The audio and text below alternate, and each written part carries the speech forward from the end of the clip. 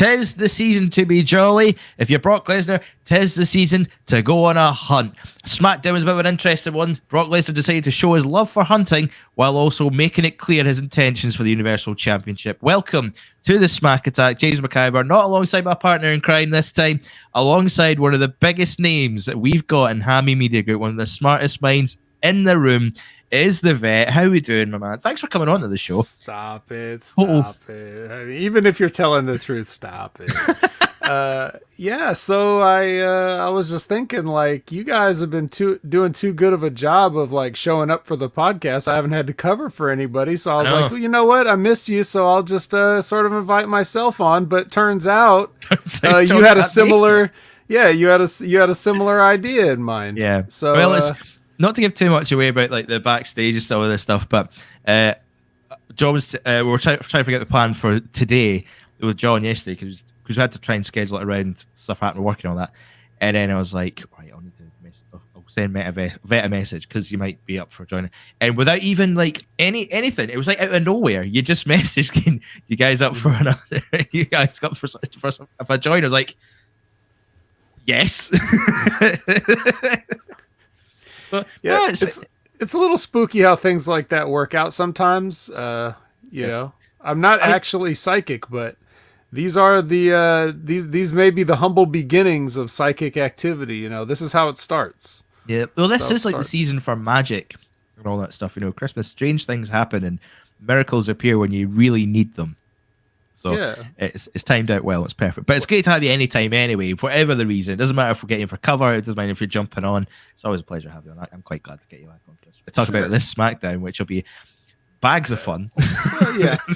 I will say that I'm definitely, you know, when I'm able to pop in the chat or when I'm able to listen to the show back or whatever, you know, I'm very happy to see that, you know, some of my hate is bleeding off and you guys are absorbing it because I just hear the disgust in both of your voices as you try to make sense of this mess.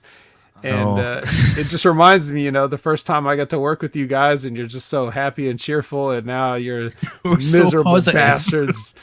Just, yes, feel the hate flow through you. Yes. It's just like, I don't know, start of the year, SmackDown's not too bad, doing really good. And then we get to the end of the year, it's like, I'd rather die. Yes. I'd rather die talk about SmackDown. Yes, I mean, there's been episodes on this where we've actually spent more time talking about literally anything else. Anything else. Yeah, and I've seen that too, and you're right to do it. But so the tiny bit of good news I can say about today is that this show only sucked like a small percentage of the amount that the recent shows have sucked. It is a little bit better, just a little bit. Nothing you would tell your friends to go watch, but I didn't find myself suffering through like there's the same problems that they always have. But I feel that some of the segments they had were a little bit, little entertaining. Yeah. They were okay. Tiny bit. I would dare say I enjoyed this show less than I did last week's show.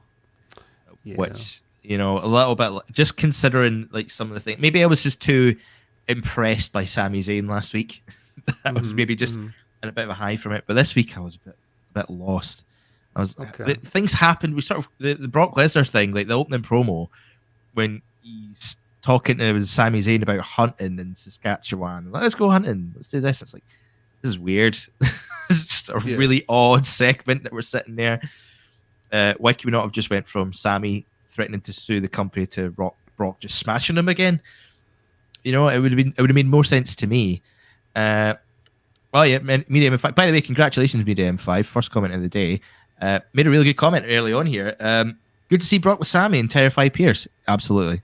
It was a very good start to the show. I think the idea is definitely like, if I have to get in their stupid entertaining, like in their stupid minds and the way they think they're supposed to entertain us, I think this is like their attempt at doing that kind of the you know, how do I describe this? You know Paul Thomas Anderson, right? Yeah. He makes movies like Boogie Nights, Magnolia, those type of things. And you know that there's always in these in these movies, there's this sense of impending dread that something's building, and it gives you this uncomfortable feeling because you know something's going to happen. You just don't know what or when. I think I'm not giving them the credit that they're trying to recreate that, or that any of them even know any movies besides WWE films. But I'm just saying that, you know, that's what they're trying to do. They're trying to make you uncomfortable with Brock Lesnar and Sammy. Like you have to wait for the other shoe to drop. Like, I think that's what they think they're doing. Yeah. And the results are mixed, if I'm being generous, but I do enjoy Brock speaking more here, showing that it's like, you know, Paul Heyman was always an extra, just a bonus, just a cherry on top. It was never so much necessary, kind of, you know, when you would put Bobby Heenan with a guy like Nick Bockwinkel, you know what I mean? Like, clearly this man is fine on his own, but to put them together is genius. A little bit of extra garnish on that just to make it a little bit better. So I enjoy Brock getting to play with the TV time he's given. Yeah. Like, I don't mind nice guy Brock.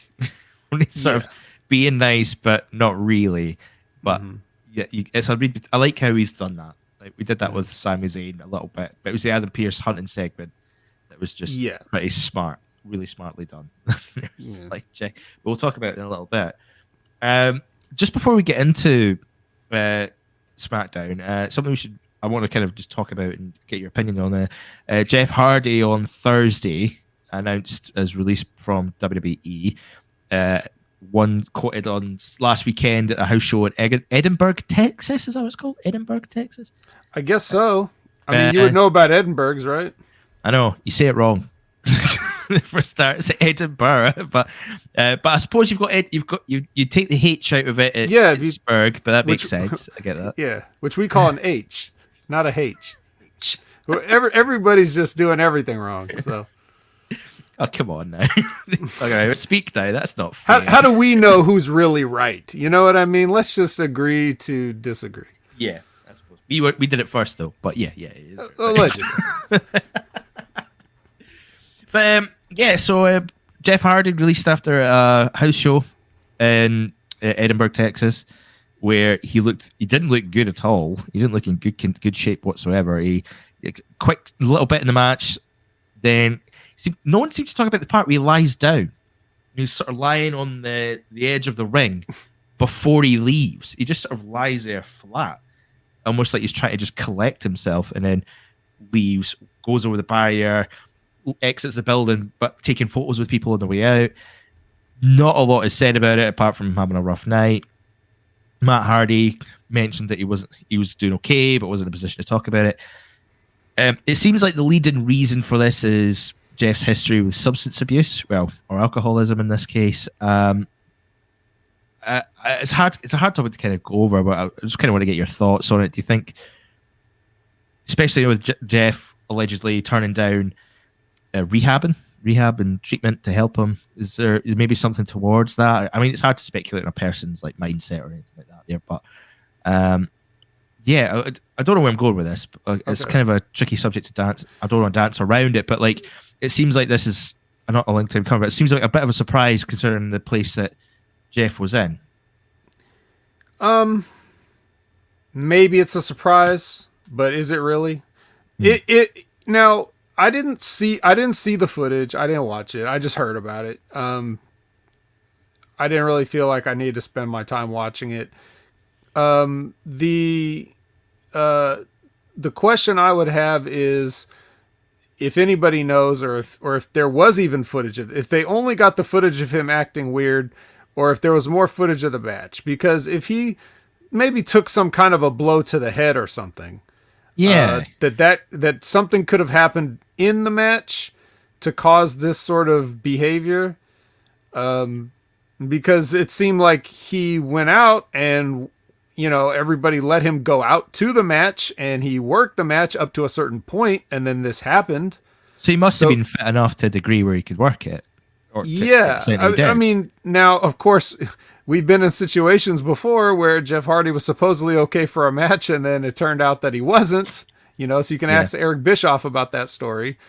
That was a big ball drop, I think, more than that one. He just didn't bother. It was like, oh, he's here, get him out, just get him out. And then they decide to decide on a swivel. And who knows what would have happened if Bischoff had not caught him walking by, like that could have been even worse than it was, which was terrible. Yeah. But so perhaps, benefit of the doubt, something happened in the match. If that were the case, though, would he have gotten released? Yeah. I mean, that's the thing. It was like, so it's like they know more than we do about this. If someone took an errant blow to the head, and they was in there with the Usos and it was Roman? I think it was the Bloodline that they had. It was like a 6-man tag. So it was him, Drew, and Xavier Woods.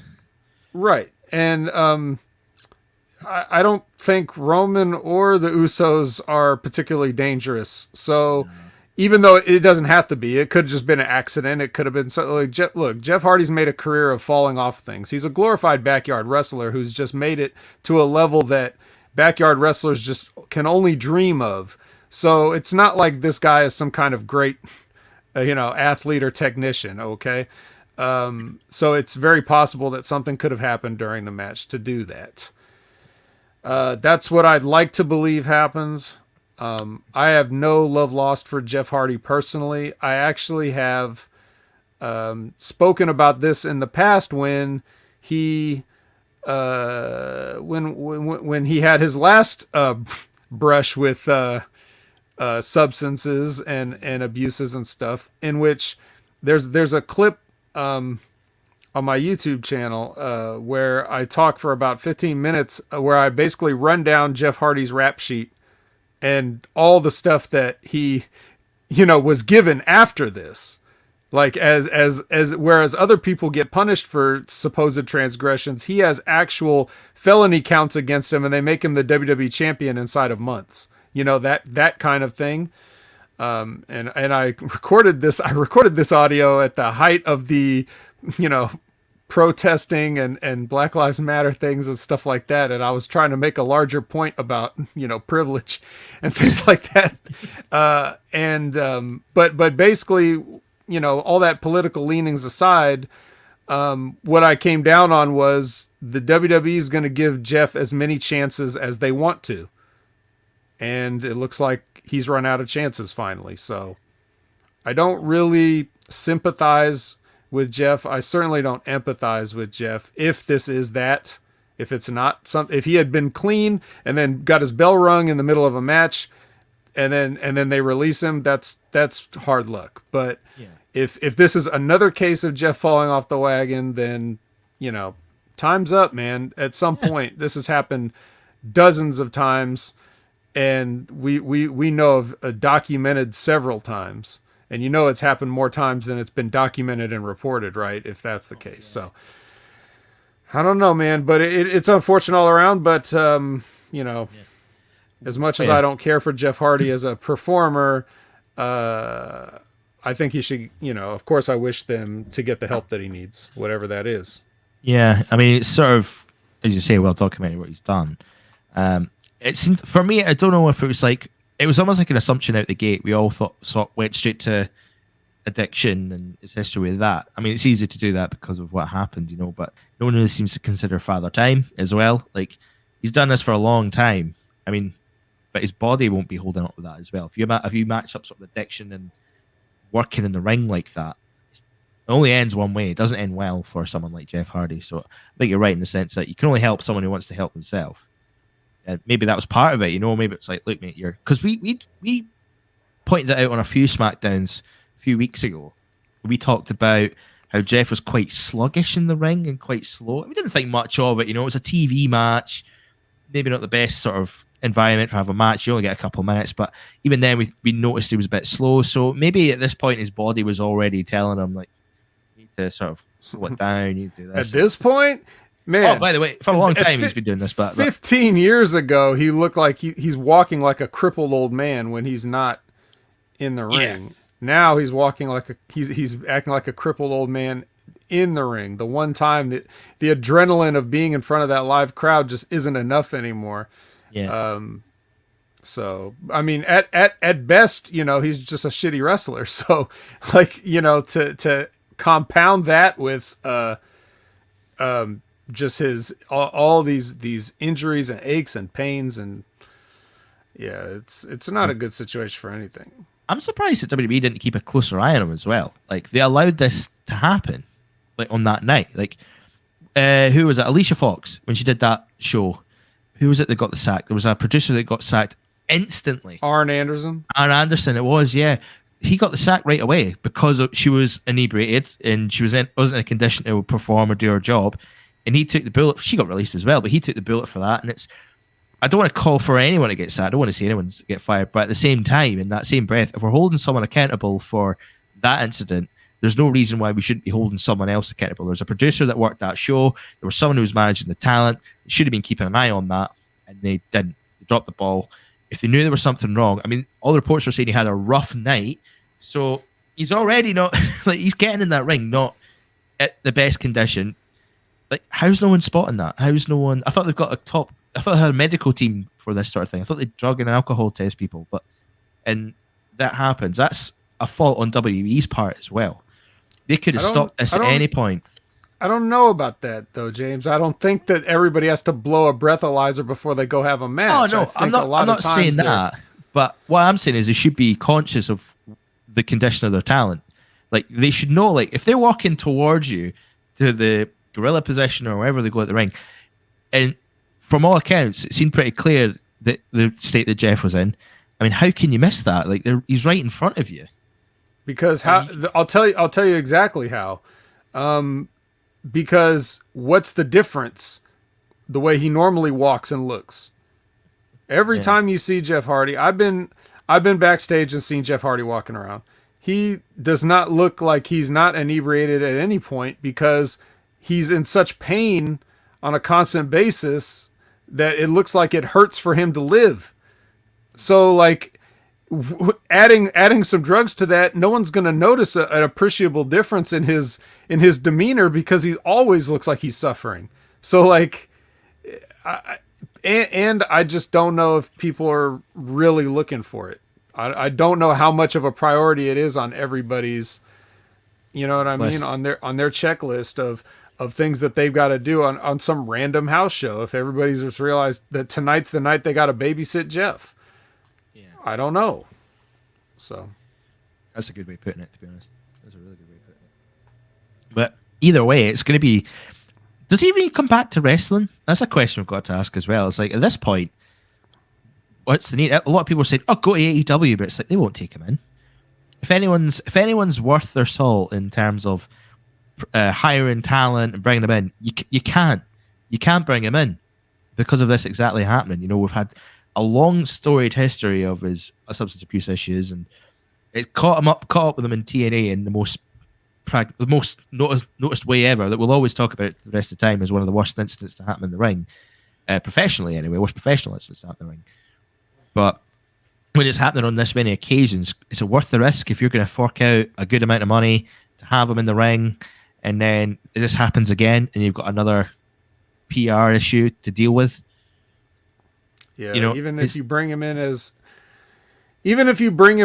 a non in-ring talent, if like you wanted to just have him be what's Jeff Hardy gonna tell you about a fucking wrestling match, bro? It's like, no, man, you gotta climb up higher before you tumble off. I mean, so not like that, but just as an on-screen character or ambassador or something like that. Even if you do that, then you still have to just deal with the headache of him being there. You know, I can understand how, you know, the hard travel and things like that in wrestling it makes this kind of stuff even worse, because whether you're in a car, whether you're in a plane or whatever, now you got all that pain and you got to sit still for that many hours at a time and stuff. Like, dude, I don't like getting on a plane when I'm taking an hour and a half shot, you know, to some other place. I don't like sitting in that seat. And I've always been stone cold sober my entire life. Yeah. So I can only imagine what it's like if you're an addict and you're sitting there, like, you're gonna either do it before or you're gonna be sitting there so uncomfortable that as soon as you touch down or get where you're going or whatever, you're going right to whatever you got, pills, drink, whatever, just because you've been waiting so long.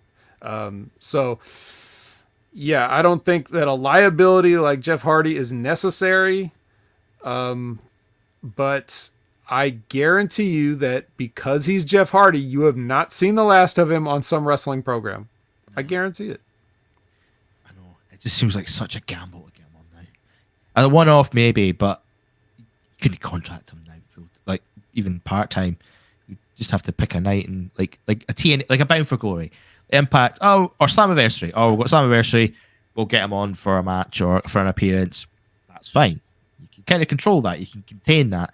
Whereas if you're bringing him on in the level that he was doing recently, it's a gamble. It wouldn't be. I don't want to say that. I love Jeff Hardy. I remember growing up watching him. I was a fan. I loved some of the stuff he'd done. He was just, at the time, it was so outside the box what he was doing, and it was fascinating to watch. But it's also the side of that is you've had to follow the journey of his downfall, where it's went from highs to highs. Substance abuse got him. I remember watching that Victory Road match live, staying up till like 3-4 in the morning just to watch that moment where he staggers to the ring completely blind, drunk, and off it. And it was just one of the worst things I've ever seen. And it was like, I can't believe it. And it was like your heart sank for him because it was like, I can't have that. I don't want to see him like this. No one wants to see their favorite wrestler like that. But and we've had to do it many times. We've been burned before with this, and now it's happening again. So I suppose we shouldn't be surprised. I think the reason that he gets so many chances is because he's, whatever is going on with him, it doesn't appear to affect his relationships with other people other than professionally and safety. Everybody always likes him. He's always a nice guy to everyone. He doesn't, you know what I mean? Like he's not the typical douchebag wrestler. He's a cool guy, and I think people feel sorry for him when they see him do this. But, yeah, I don't know. At some point, it's got to be enough. At this point, he shouldn't need wrestling anymore. He should have the money he needs to live his life as comfortably as he needs to. So I'm not sure if he really has to do it anymore. If he likes doing it, if he wants to do it. I don't know. I don't presume to know what goes through this man's mind. But hopefully he'll just hopefully he'll land on his feet somehow. Yeah, hopefully. Unlike every other time he's fallen. That's fair. That's a fair comment. Yeah. We'll move into something more lighthearted. I've got one question to ask, right? Before we do this, man. I know I said we'll do one, then do another. Sure. But I haven't seen AEW yet. But all I've seen ever in your life? Oh no. Just certain last night. Just last. I've not seen anything on AEW last night. But all I've seen all day today when I go on Twitter and all this is Hook. Was he that good? Was he really that good last night? That I tweeted. I even tweeted about it. You see that? Did you? Yeah. Said Hook my favorite. Yeah. Wow. Was he really that good? He's the best. He's the best wrestler I've ever seen in my life. Sorry, Okada. New best. No. No, like it was just cool because he's been such a like douchey presence in terms of like the way they've just had him standing there, and he just looks like this skinny little punk, and he just he looks like every kid his age today that just makes you want to just go ugh.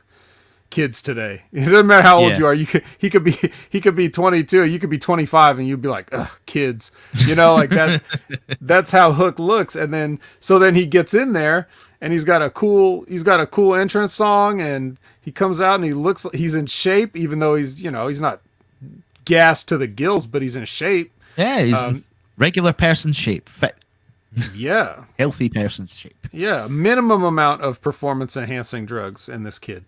And then he gets in there and he throws Fuego del Sol around for a little bit, but it's one of those things you just got to kind of experience it for yourself. So when you go back and see it, you'll get it. It's harder to explain. Some of it is probably ironic, maybe just because of subverted expectations, maybe because we're jumping on a fun bandwagon and continuing to laugh at Hook and make memes about Hook, but no, man.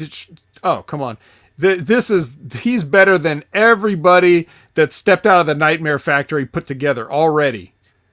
So I don't know if that's saying much or not saying much. It is not. It is not saying much. However, just by sheer quantity, they've paraded a lot of projects from the Nightmare Factory onto their television and internet shows, and he's better than all of them right out of the gate. I'm not a big fan of the Nightmare Factory release talents just now. It's like it feels like a lot of them get put out too soon. It's like take your time with them.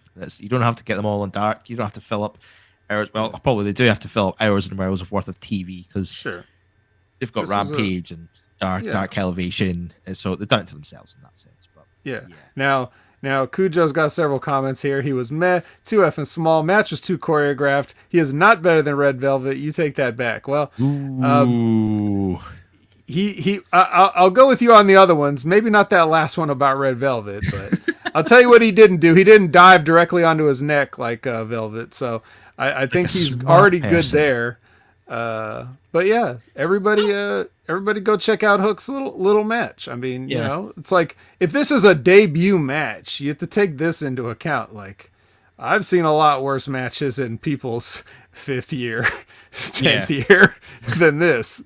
So you done all right then. You done okay. Yeah, it'll be all right, you know. And just as something, another guy that you look, he's got that lineage of like Taz is his dad. You know what I mean? This isn't somebody else's second generation coming in and just having a name like from some other company. Now this is Hook is an AEW original, which is kind of cool. There was a nice wholesome photo that I saw online. It was Taz at the commentary desk, like applauding his son going to the ring. I thought that was quite nice.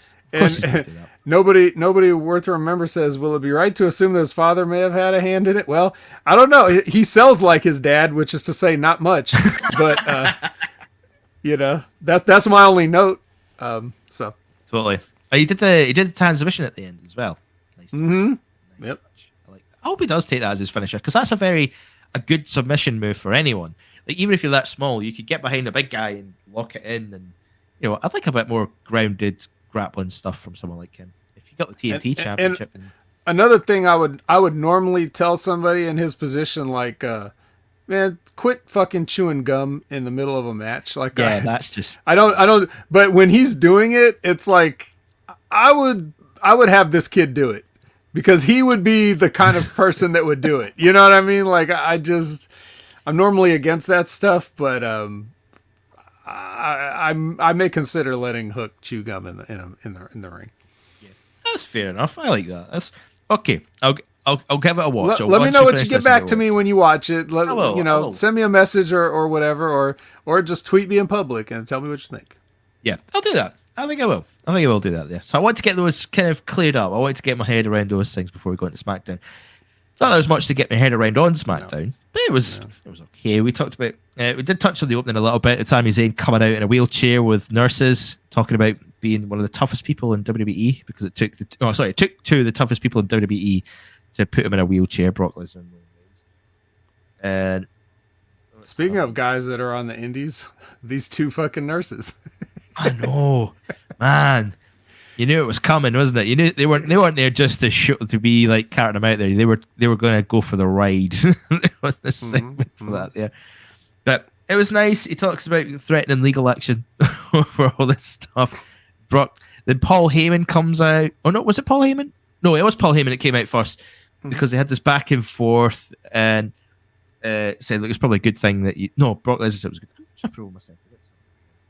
Get your shit together, Jammy. Get my shit together. I've got a head cold, ladies and gentlemen. I'm not doing that. Don't blame the cold that you can't read.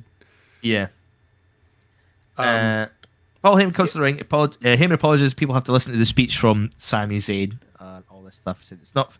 Zayn says it's not funny. Heyman gets to the ring. Says to his people, "Do the suing a little again." Heyman's people own Hollywood. That was an interesting little line. Heyman just takes the mick out of him, and it's sort of like a weird back and forth of just. Don't be stupid. Yeah, we can't recap this. This is like you have to see these guys go back and forth. It's two guys that you're not going to hand a sheet of paper to. You're not going to hand a sheet of paper to Sami Zayn. You're not going to hand a sheet of paper to Paul Heyman, and you're certainly not going to hand a sheet of paper to Brock Lesnar, unless he damn well asked for it. Good luck with that. Yeah, right. So yeah, definitely good like good, what is the word? You play off each other. Is there a shorthand for that? Improv. Yeah, well, I know improv, but it's more than just improv, because you can improv stuff that sucks. These guys were like that. There was a chemistry to it that you can't.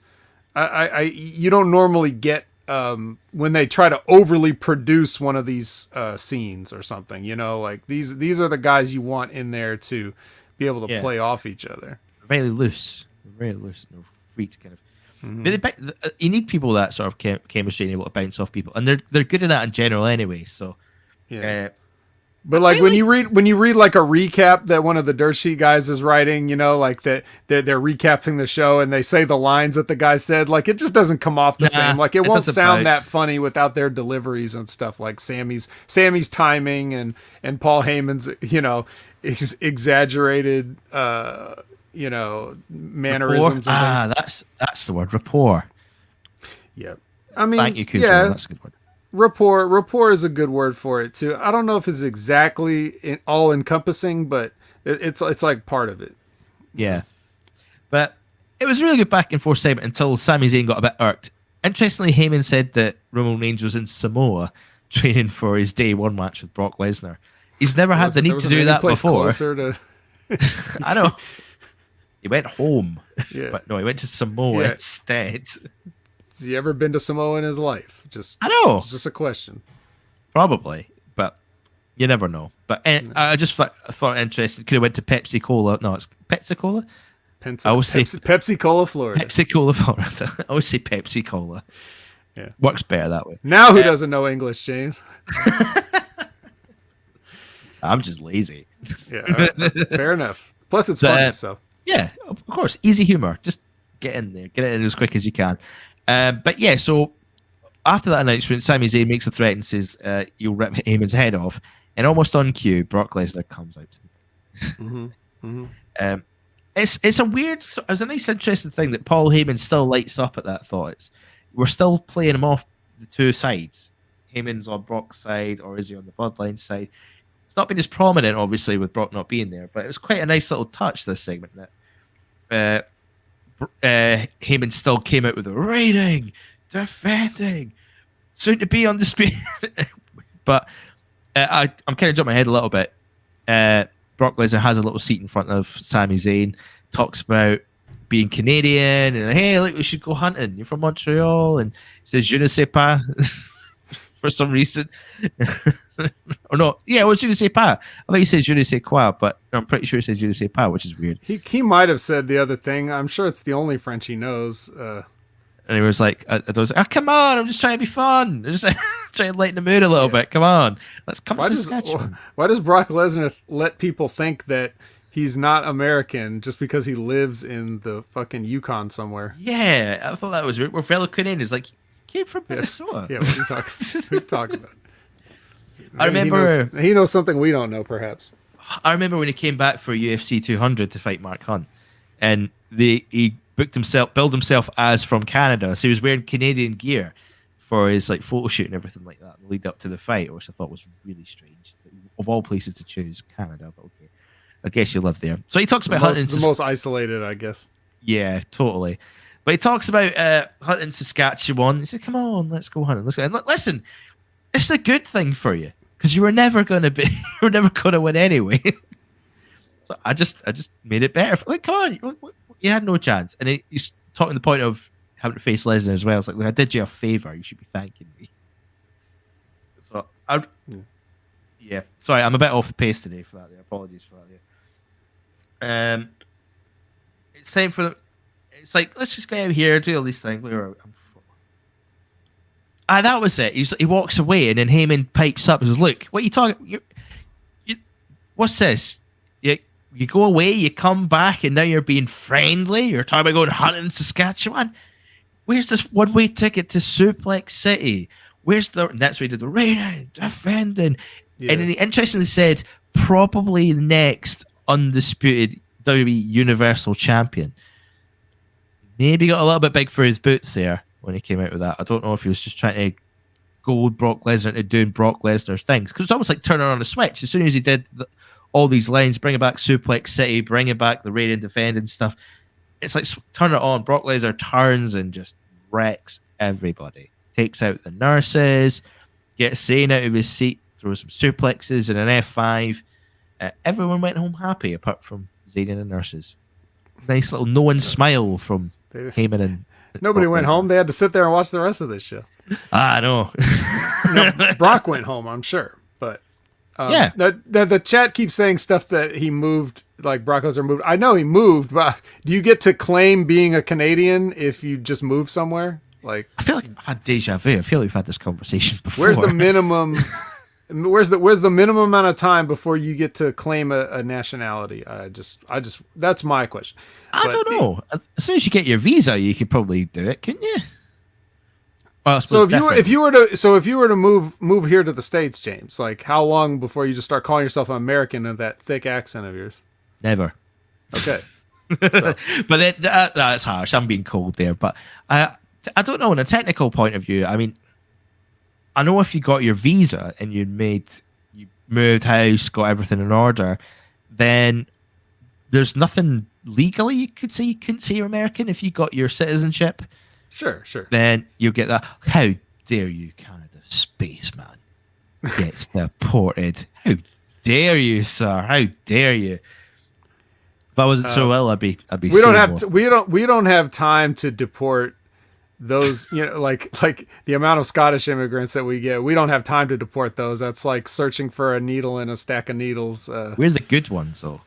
Yeah, exactly. Well, I'm saying we're trying to deport many other people that are considered a problem, apparently.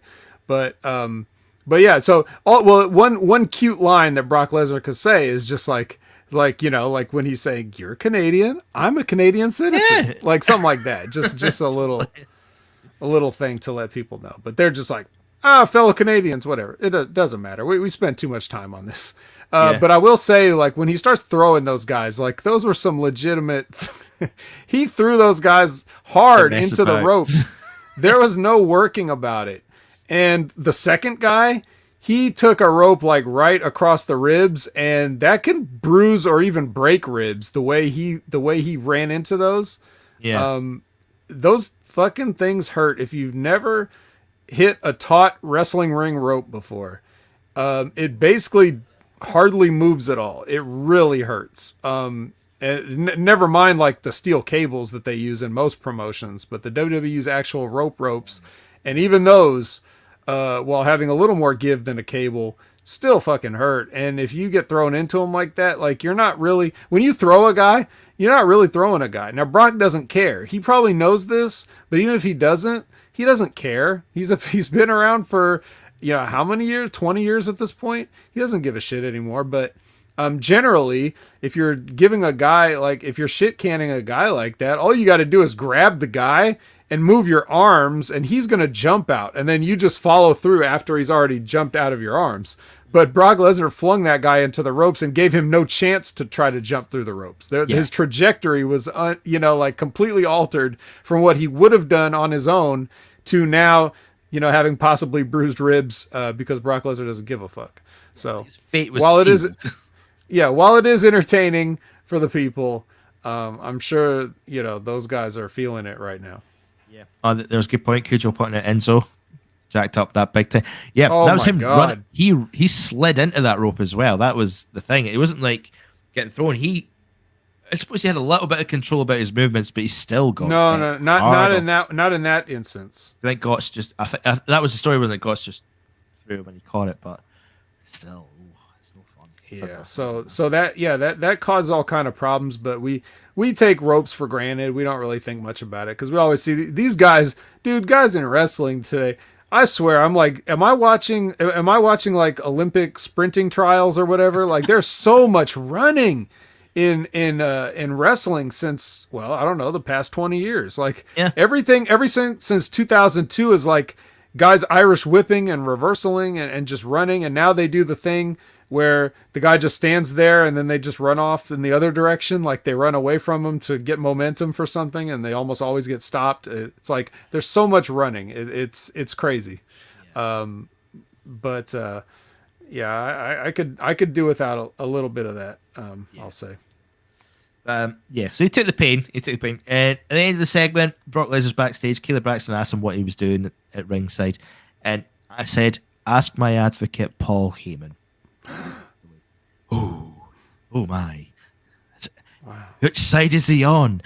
Again, we never answered this question before, so we're going to carry it on. The WWE's idea of big suspense and crafty writing. And then we go straight into our first match. Hope you like short matches tonight. This one was... How long did it take to get into this? Was this 20 minutes in? Or? Yeah, it's about 25 minutes, wasn't it? And then we got a whole 3 minutes of wrestling. Oh. If you count, I think they spent more time walking to the ring. Or anyway, Nakamura and Boogs did anyway. Los Lotharios were already there. They spent more time getting to the ring than they had an actual match. And I got a bit angry. Already got the jobber entrance, huh? I was so angry.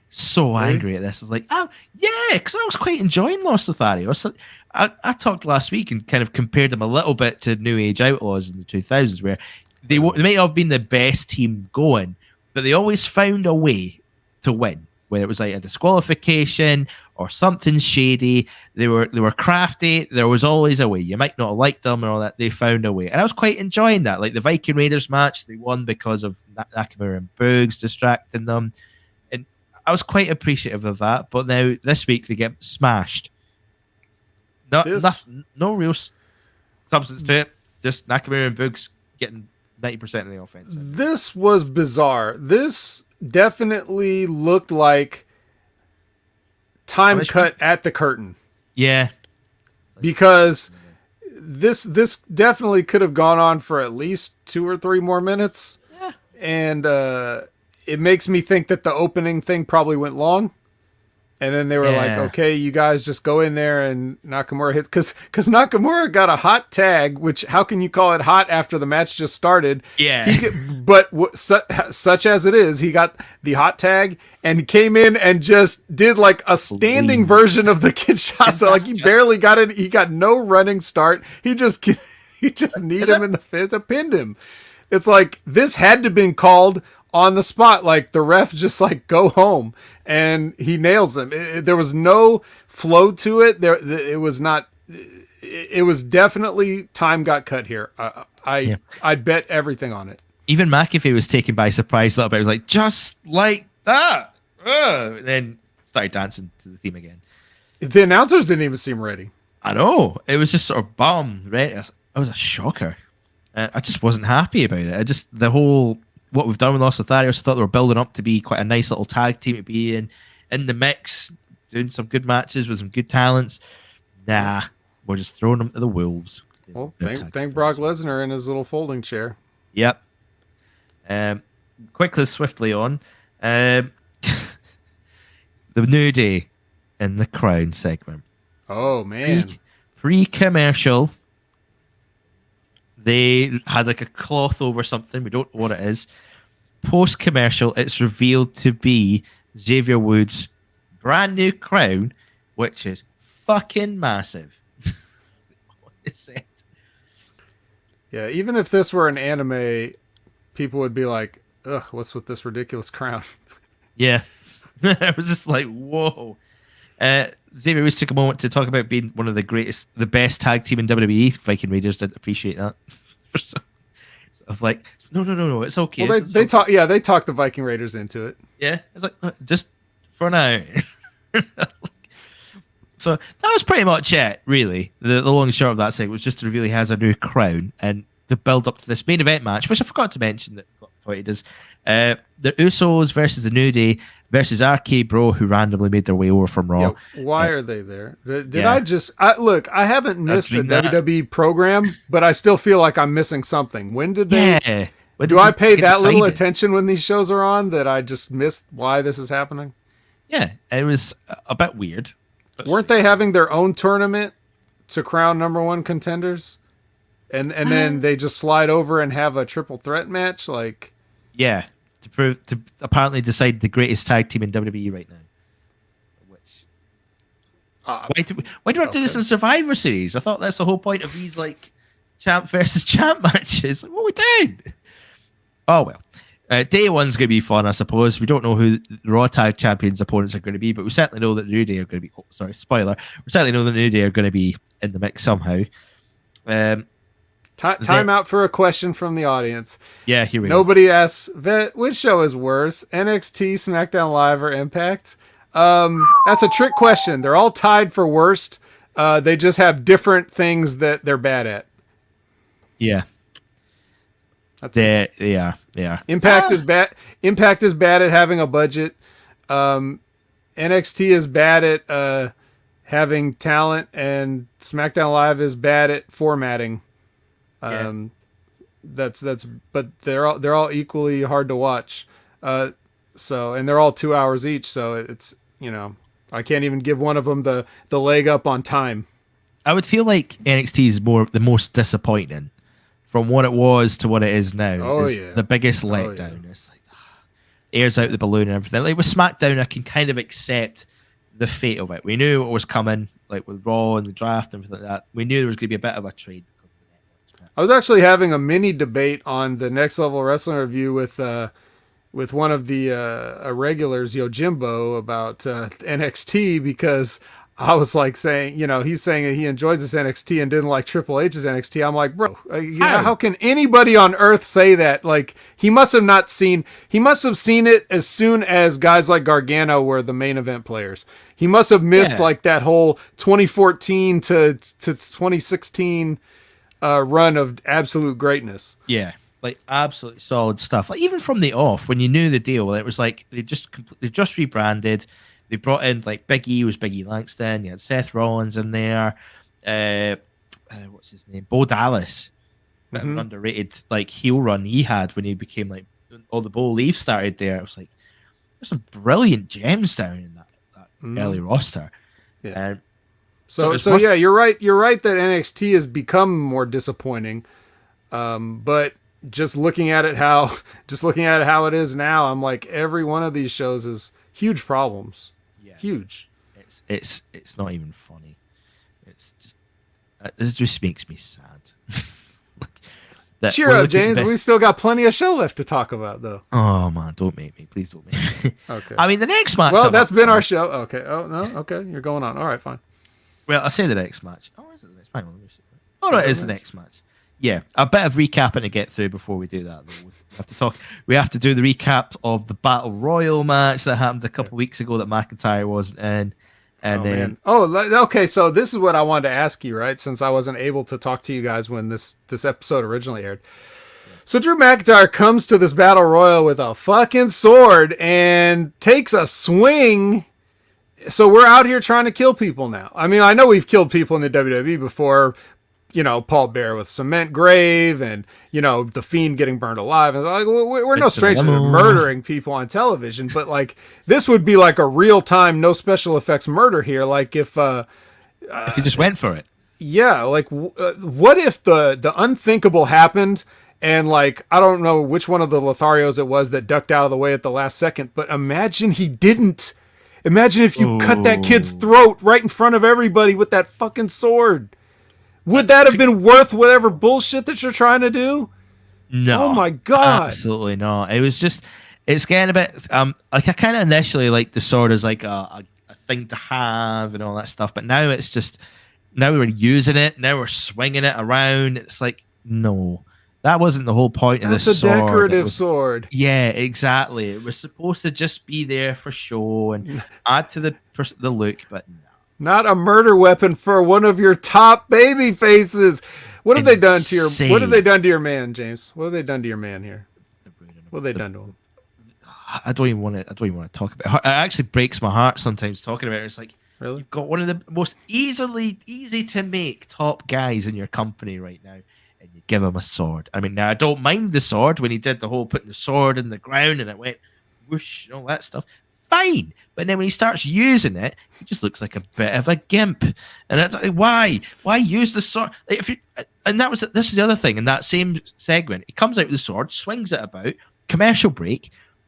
The match is on when the break comes out, and the first things they say is, "McIntyre left under his own volition." How exciting! So he came in on a rampage with a sword, and all of a sudden he just went, "Okay, I'll go." Like, you're not getting security out there. You're not getting like Adam Pearce or not. Nah, he decided, you know what? It's not my hill to die on. I'll go away. And in the next 2 weeks, he's actually complained how he's not in the match. But he left under his own volition. It was his decision to leave the ring. Fucking idiots. The lot of them. No, I will not have that at all. It's 2 weeks past and I still won't have it. Outrageous. Brock does wrestling moves to a former wrestler and gets $1 million fine and suspension. Drew McIntyre's attempted murder. Please, Mr. McIntyre, go back to the back. Please. It's not equivalent. It's so dumb. I did like the segment that came from the whole lead up though, where McIntyre going into the office, still looking for an explanation. Adam Pearce completely fobs it off the film. Mm-hmm. Smart move. And also, Sonya Deville says the higher ups have said you're not allowed your sword to the ring. And I did appreciate the whole dunking the sword into the desk, which very quickly got stolen by Happy Corbin and Madcap Moss for some reason. Really weird, but okay. So I like that little bit of intimidation tactics. And you seem too happy to just dunk the sword in. Maybe this is it. This is the end of the sword business. Please let it be the end of the sword business. I don't want this. No, because now he's got to go on a long program to get the sword back from Happy and Madcap. Oh God, don't. Which is gonna culminate in a match at probably WrestleMania. I think they could pad this out to WrestleMania. Get through day one. Royal Rumble. Like he'll try to get his hands on them. They'll bring the sword into the Rumble and he'll go after him, and then they'll low bridge him and he'll get eliminated, and then you gotta get through Elimination Chamber, and you could have the sword in one of the pods, and then please stop. It hurts too much. Oh, well, he was WWE champion this time last year, and a pretty good one at that. And now, empty arena champion. I know, not even fair. He didn't even get a run with a crowd. Not even fair. And now he's stuck with Madcap Moss and Happy Corbin wrestling over a sword. Why? Why are we doing this? He has a great match with Sheamus tonight. We're about to talk about it. Let me try to cheer you up before we get to this match then. I just said all that stuff. There's no guarantee it's going to happen because you know how they like to drop things out of nowhere. So maybe this will be one of those things. I doubt it, though. They'll probably go with it. Maybe he wins a Rumble and just be done with it. Yes. The sword wins the Rumble. Oh, my God. Could you imagine? Give us that. Show me in the rule book where it says a sword can't win the Royal Rumble. There's no DQ in the Rumble, so in theory, you could go in the ring with the sword and intimidate people to leave the ring and escape. Avoid dying by swinging the sword out. Easy win. Sensible move. Okay. Powerful weapon in the Royal Rumble. Yeah. Sheamus making his way to the ring. Cesaro's there. Quite liking this. It's like the European segment of the match. I know we're going to talk about Tony Storm in a little bit, but no, we'll talk about the Tony Storm stuff now when I get to the match. European? What are you? From Australia. Yeah, that too. But I mean, the Sheamus McIntyre match. I mean, last week we had Sheamus and Cesaro, obviously the Ridge Holland stuff. Sheamus versus Drew tonight, which is a great big man, meaty men slapping meat match for me. Sheamus is doing quite well since coming back from his injuries, from his nose problems. They've given him a cane now. The shillelagh, isn't it? Sort of, but it looks like a cane though. It looks like fucking Biff's cane from Back to the Future 2. Is it not enough that he has to wear a hat and a coat and no other clothes to the ring? Like, does he also now need a gimmick because Ridge carries that little dildo that he has with him, and also a hat and a coat with no other clothes. there's something very, very weird about, like, this is a rib. Just so you guys, fans like you, James, and the people watching and stuff like that, just so you guys that haven't really been like entrenched in the business, this is a rib. Somebody thinks it's very funny that Sheamus has to wear this stuff, and that's why he's doing it. It's certainly no choice of his. I guarantee you, Sheamus would be just fine not doing it, and he'd probably prefer that. But somebody thinks it's funny and they're going to make him do it. It's just similar to the fact of, like, I remember an interview where when he first made his comeback, saying that they wanted him to dress like a certain way and he actually had to put his foot down, and this is kind of like them taking their time and playing the long game and then, like getting him to just eventually do it. Now you're seeing it. This is because he said no. Now he has to keep, adding accessories to his outfit. But continue. Yeah. Well, add to that, like, I didn't mind that sort of big jacket hat thing. And when he had, like, the vest and then the taped up hands. And I thought, when he first done it, I thought, he's going to come out looking like Brad Pitt from Snatch. He's going to have, like, the vest on, taped up fists, just looking like a bare knuckle fighter. Well, that'd be a pretty good sort of tweak on his character. You don't have to do the Celtic Warrior thing. Something a bit more sort of Irish, like, not Irish, some form of Irish community style things, but like using phrases like madcap on this show and the way Sheamus is dressed like a dock worker or something. It just, somebody's mind is stuck like literally a century ago. Yeah, it's weird, but I wouldn't mind him being dressed up as like a gypsy bare knuckle fighter, because he can pull it off. He shows a little bit of that swagger about when he has these. Yeah. Or what about this? What about this? How about he just wears his trunks like he always has? I mean, that too. I mean, too. But I think you got to commit one or the other. You can't just middle it like that they're doing here, where it's like, oh, wear the big jacket. As you say, it's essentially a rib now. Like, well, whenever you wear like a top like that and you've got like the trunks on and stuff, it just looks like you forgot your pants at home. Yeah, it's never a good look. Yeah, so it's not great. But back to the match, right? So here's what I notice about this match. These guys are going to go in there and be a little stiff-ski, right? That's no surprise to anybody. But man, you guys, the chops, Drew, you can see on Sheamus's body where Drew McIntyre hits him. They are all in the nipple region, the lower chest.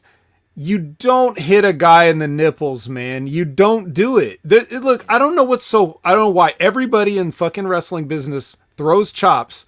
Almost none of them know how to do it. I don't know why they all do stuff they don't know how to do. It's very simple. I'll just explain it to everybody. Somebody clip this and send it to every wrestler on all their Twitter accounts. It should only take you a few weeks. You hold your hand, okay, the same way you would hold like a small melon. Or maybe like a basketball or something, like that level of palm, okay? Then, when you go to chop somebody, you bring it above their chest, and then you bring it in a downward motion, okay? You let your hand flatten. The palm will flatten when you hit them, but the cup sound will make the noise, okay? And when it flattens, you leave a nice handprint right there. You give them the old 2-week tattoo, as I used to call it. I tattooed a few people in my day.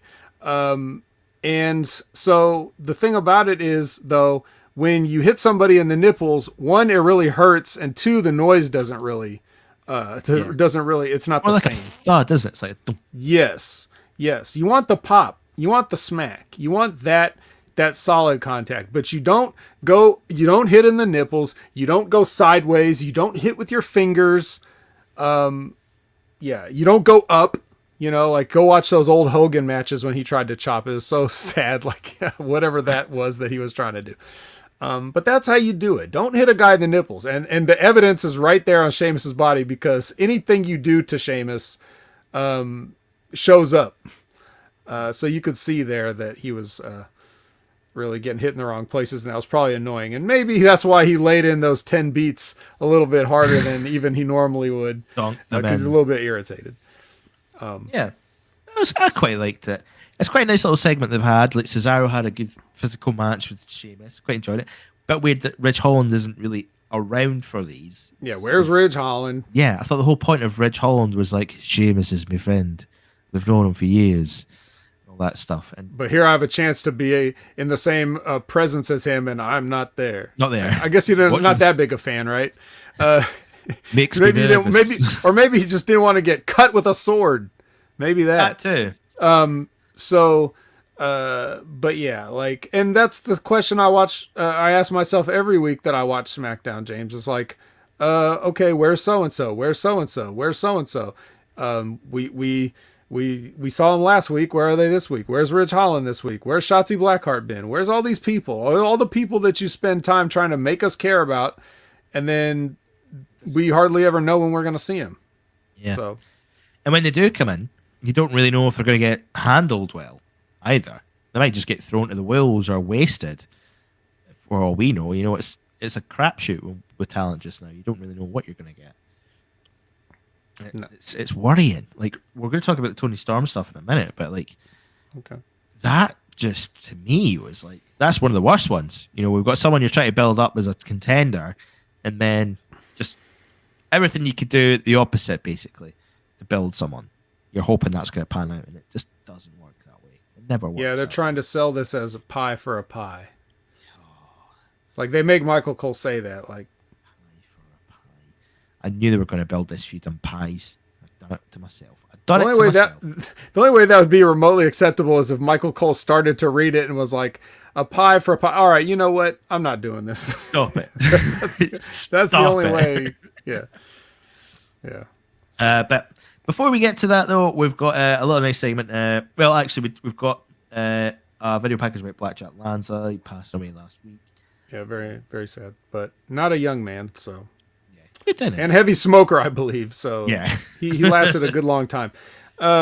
Nobody has another. How is it that every foreigner that arrives to the WWE becomes a joke at some point? Bull Nakano, Kozlov, Sheamus, Drew, and others. I'll tell you why. Because Vince McMahon's an American and he hates everyone else. Only Americans. You see how much patriotism comes out of these fucking shows and stuff? Like he. Yeah. Yep. No, don't forget Apollo Crews, who's I think he's an American, but I mean still, but yeah, they had enough foresight. Not the gimmick. Nigerian. Yeah. Even if you're American, they'll force a foreign gimmick on you, Great. But so we had that. Naomi's coming out to the ring, but before we have to have that, we've got to have a backstage segment with Paul Heyman. Oh yeah. It gives Caleb Braxton a piece of his mind. Yeah, man, that's one of the notes. This is where I started taking notes, right? Like, how much can we cram in one person's entrance? We got a break. We got a whole commercial break. We get Kayla and Heyman. Then we get a recap on Naomi and Sonya. And then we get Naomi get on the microphone and cut a promo, right? Oh, my days, by the way. This was not so much a match as it was a segment, wasn't it? More just sort of the whole point of the crux is to bring someone else in. But yeah. Right. First, and they fucked this up bad. Just sneak preview, guys. Spoiler alert. They fucked this up bad. I'll explain how. I'm glad we agree. I'm glad we agree on this one. I was a bit miffed. What did you just say about doing everything wrong? Yeah, that's pretty much what Tony they do. Storm, but this was. Oh, this is not how you do this. The problem was he actually explained how they should have done it weeks ago as well, which is even worse. So Naomi comes out, Sonya Deville decides to take the microphone, and they're gonna have a match, but she's got some surprises. Our special guest announcer was going to be Natalia. Did a nice little wave there. Hi, hello. Thing wrong. Number one, because already somebody else was announcing. Yep, exactly. Right. So we've already missed the beat. We've already missed a step here.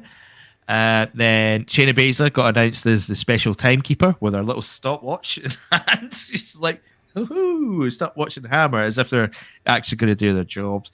And before the match even starts, well, if you want to call it a match, Naomi just jumps out the ring. Forget the main objective, start taking out the other two, and she pays the price for it. Gets a little bit of offense in, does quite well. Sonya Deville gets out the ring, takes a powder, and then they do the shield thing where they surround the ring in very convenient angles. I'll kind say. Of like, you know what that reminded me of, James? You know what it reminded me of? Vultures. You know how vultures circle? Oh my goodness. And then Batman arrived. I mean, no, I'm telling you, it wasn't Batman. Xia Li comes out. I quite liked her entrance, although, for a circumstance like this, you really want to spend time doing your entrance routine, but whatever. But still looked cool. I quite liked They might have been paralyzed by the lightning. Yeah. So, maybe the lightning was holding... Maybe it was holding them in place, like they were trying to get in the ring to attack Naomi, but they were just, you know. But so Xia Li does her entrance, very cool, does a little bit of martial arts stuff, comes into the ring, and this is where I thought it went wrong. Xia Li and Naomi worked together to clean house, and it wasn't even a sort of clean house, take care of business. There was a bit of offense from the other side. I wasn't a fan of that. The main reason being is these past few weeks we've built Xia Li as a superhero, and she hates vultures. She's there to protect the people who need protected and all that stuff. They literally did a story when she talks about her brother being bullied, where she beats up 3 guys on her own easily, she takes them all out, ruins her day because she doesn't like vultures. Yeah, here she is, comes into the ring, and she has to back and forth with people. Nope. Well, these are trained professional athletes, James, not some punk high schoolers. We're supposed to make her like this presence, this like superhero thing. Could you not just clean house? Just get in there and just get through them. You don't have to, you know what I mean? You doesn't have to be like pin them or anything, but just take care of them. Throw out the trash and look good doing it. Not with Naomi's help either. Sorry, Naomi. I know she's like the main lead, she's the protagonist in this storyline, but for this very moment, I think Xia Li got done dirty a little bit with how that played out. It's worse than you say, James. It's even worse than that. We can go back even deeper to this. Now let's talk about how long they've been showing the same vignettes for her arriving in the first place. Yeah. By this time that she shows up, you're really running the risk of people not liking her because they're getting tired of seeing her without seeing her, right? Now, if you go to the live events and stuff like that, I think she has dark matches and stuff. So those people have seen her. And certainly if you watch NXT, they're acting like this person's never existed before, which you can't do. This isn't the territory days. Everybody sees this stuff, right? So it's out there. But think about that. You're building up this person, and every week it's saying next week. What the hell's taking so long is what probably the average person is thinking, who even bothers to watch every week, right? Like if you're just a normal person in 2021 who can be bothered to watch SmackDown on a consistently weekly basis, you're probably kind of fed up hearing about her, and you're just like, geez, just get here already. So you got an uphill battle there. You got an uphill battle because, bless her heart, she's Chinese.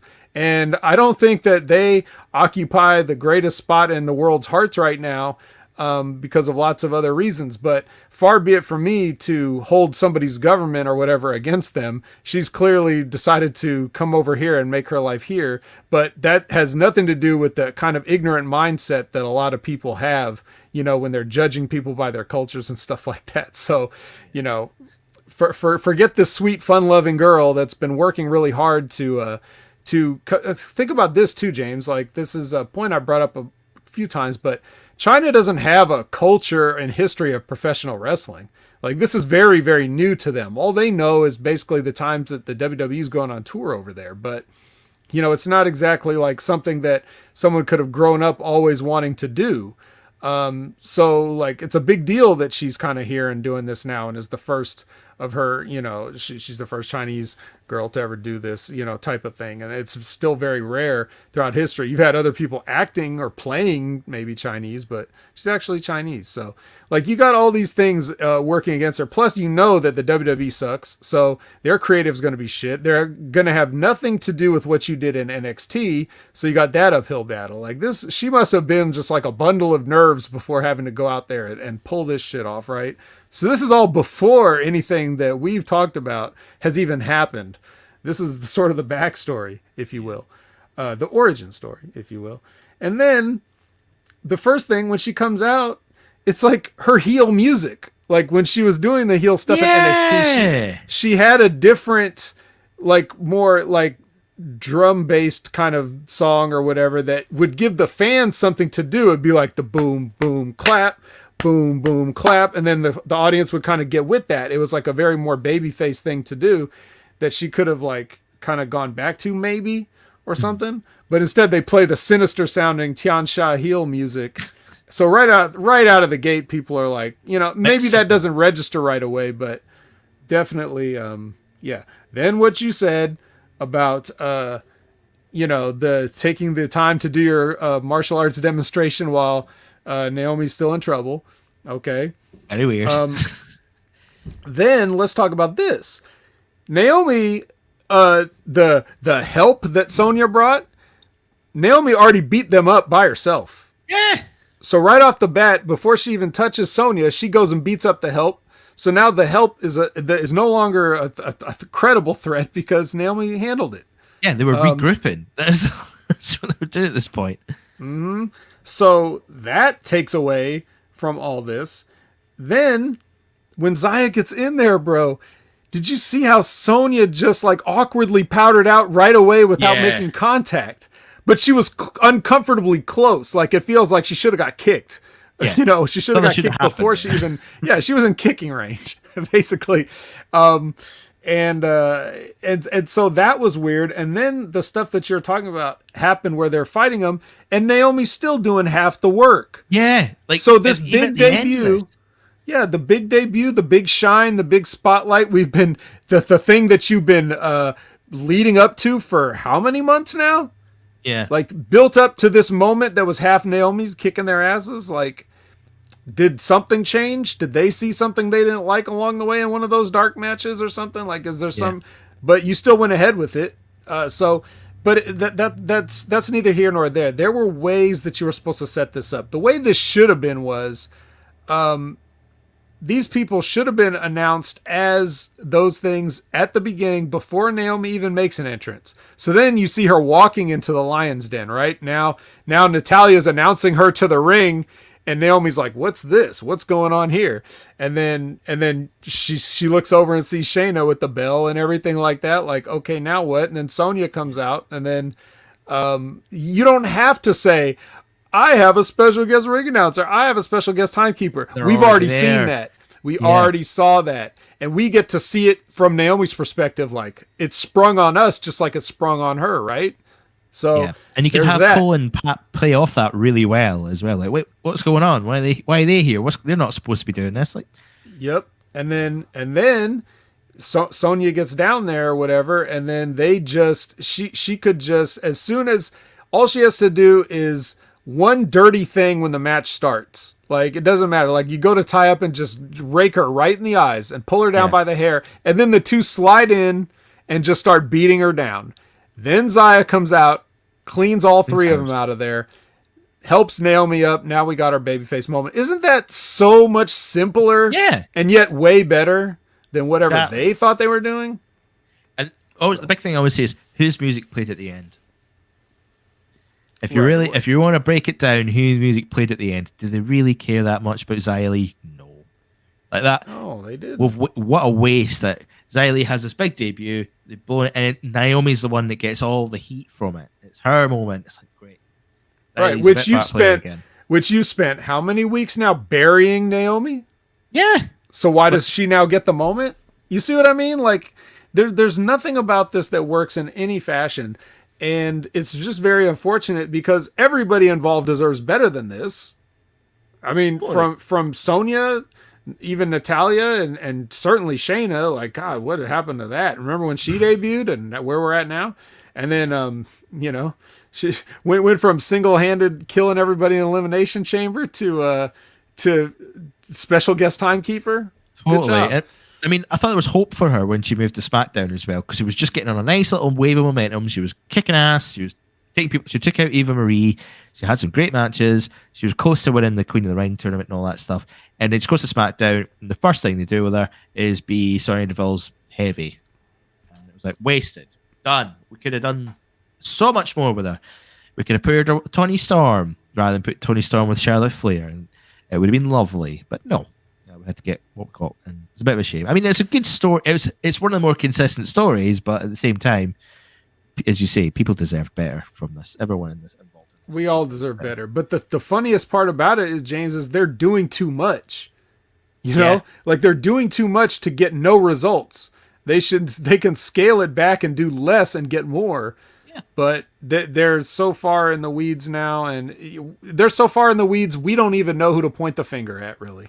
I mean, we know who to point the finger at, but it's bigger than just one guy, you know, like he just eventually time just runs out and he gets fed up and he has to go with whatever they've got at the time. It's not, you know, we can't, you know, but so I just feel bad because it's already like an uphill battle when you feel like you're getting somebody pushed down your throat. Like if you, like, again, like what I'm talking about with all these coming next week, coming next week, coming next week, coming next week. And even if she's supposed to be a babyface, people are going to be like, I'm already tired of it. You know, it's just, it's so unfortunate. So I don't know. Like I feel bad because I like Xia and I like Naomi and I like Shayna and I like, you know, I pretty much like everybody except Natalya, but whatever. It's fine. Just there's no reason that they have to screw things up this bad unless, again, this is some sort of a timing issue with the show where they had something different planned and then they tried to call an audible and nobody was able to pull it off, and it ended up being this weird, shitty mess. If anything, I thought it dragged because of that as well. It took more time than maybe necessary to get here, so it was long. And it didn't get much better after the break. We had a quick segment with Jackass. The Jackass crew come on for Jesus. Who are most of these guys? They brought in some youngins for this one because clearly they're not really. Some kids. I'm looking forward to seeing it. To be fair, I'm interested to see what it's going to turn out the new Jackass. Yeah, I mean, I guess Johnny Knoxville looks like if Ted Danson had to play Fire Marshal Bill. That's what he looks like now. He's aging. He's starting to age. Yeah. Wow. Yeah. But yeah, so they had that quick segment, RK Pro and Jackass to kind of promote Jackass forever. And here we go. Tony Storm. Tony Storm. Oh my God. Just before we get into it, there's a quick segment that she had with Sasha Banks. Sasha Banks really kind of singing her praises and helping out. And hey guys, the boss is here. Look, everybody, it's the boss. Here. Look, the boss is here. Like she's just pointing like Tony Storm got to like her because you know Sasha Banks likes her. Because you know, right, how big Sasha Banks is on Sisterhood and having other people get title shots and just the general pushes and stuff. Like, you know, Sasha's not really selfish. She doesn't care about those type of things for herself. She just wants to see other people do good. Isn't that the whole id of her? Yeah. Of the boss, really, just to elevate the division and make sure that everybody gets all the chances and opportunities before Sasha Banks? Isn't that what she's really all about and always has been? She wants everyone to do well. Totally. Yeah. Oh dear. But that's not what I want to talk about. It's the closing line on their segment. Pieback's a bitch. Good night, everybody.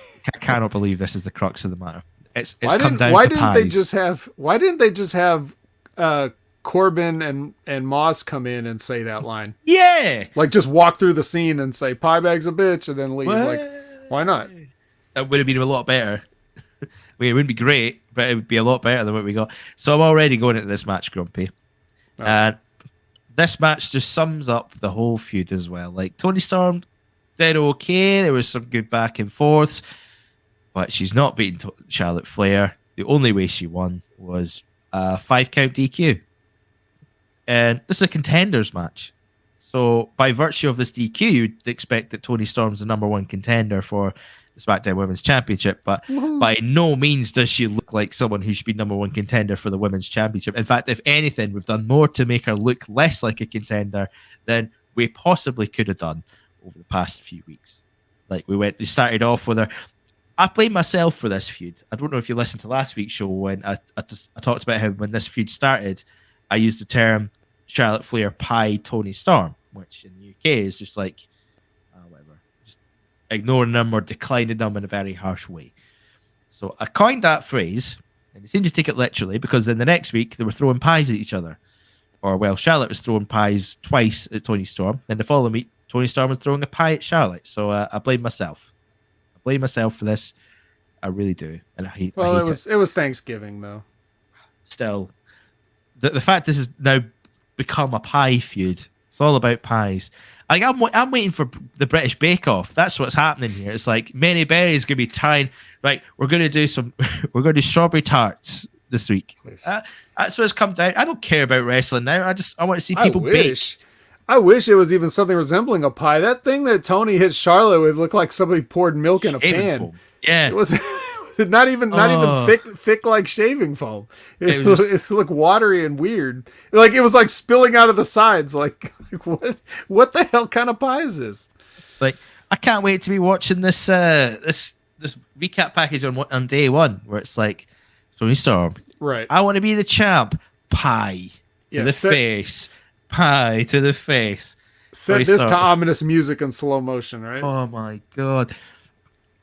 I can make the same complaint. Toni Storm, objectively, is one of the better women's wrestlers in the world for a while before she came to WWE. Well, she was in NXT and all that stuff. But she was better before she was out of her teens than Charlotte's ever going to be in her whole life. Exactly. And here we are, just wasting that. It's like, there's no reason to... I mean, the crowd were clearly behind Toni Storm in this match. They let it be known. But man... how can you take her credibly as in the case of the storyline, in terms of the storyline, how it's presented, how could you logically look at her and go, she's going to beat Charlotte Flair on the 1st of January? Well, how do we logically look at anything? So what's the difference? It shouldn't, like Toni Storm getting a beating like this and then coming back and beating Charlotte Flair is one of the most logical things that could possibly happen on an episode of SmackDown. These are not these are the least of our worries. This is salvageable. The pie thing notwithstanding, which is obviously childish and a rib and all that other stuff. But look, Charlotte just, she blatantly broke the rules and did something she wasn't supposed to do. And you can always make the argument, if we want to talk about from a kayfabe sense, that Toni was expecting an athletic contest and not thuggery. So she got a little taken by surprise here. Now that she knows what the stakes are, when she comes back, the idea being, if they have any sort of semblance of, storytelling in their head, it's going to be like a little bit of retribution. Now, Toni Storm may do something that leaves Charlotte laying, but not Toni Storm with the belt. You see what I mean? This is a way to get out of it where Charlotte still gets to be the champion. You don't have to put on Toni Storm, but Toni Storm gets some level of comeuppance, and the only thing that causes her not to be the champion is her own rage and losing control. It would work. But again, just look who we're talking about here. That we don't have any trust that they're going to be able to pull this off. Are they going to allow that to happen to Charlotte Flair? They could, because they don't have... she's not been making their lives any easier either. So it's not like they love and protect Charlotte right now. They're very much like irritated by her, I think. So as a company, I guess. So it's not, this isn't like a golden goose like Roman Reigns that they have to like cater to their every whim, or Brock Lesnar where they're like, please Brock, whatever you want, just please show up and say words. It's the Charlotte. There's like, they've been fucking with Charlotte since she got there. So it's really no, her pushes and facing heel turns and stuff has just been start and stop, like on a dime for her entire career. They just do whatever they feel like doing, and there's no consistency with it. And they expect her to just come through all of it looking good. And, to her credit, whatever you may think about Charlotte, to have to deal with the shit that she's had to been given like all this time for somebody that's, we really forget is not that experienced as a wrestler, has not been doing it. She's been doing it less time than Toni Storm, and she's older. So it's like we forget how little time relatively compared to the way they treat her that Charlotte has been a professional wrestler. And she's been doing the best that she can, I think. But you see some of that frustration and you see some of that inexperience, bubble to the surface at times on live TV when it's not supposed to, like the Nia Jax thing, which is clearly just two spoiled brats, letting their emotions get out of control or whatever. So all of this is just to say that they're not going to necessarily bury Tony at Charlotte's expense. It's just more of a case of like they're kind of lost with what they're doing in general, and I don't even think they have the same plans week to week. Yeah, that's a bit of a worry. I hope it pans out okay. I really do. But was that another pie pun? Did you just say it? I hope it pans out because I didn't even mean that one. Son of a bitch. You know what? I think Corbin and Moss can use a third guy.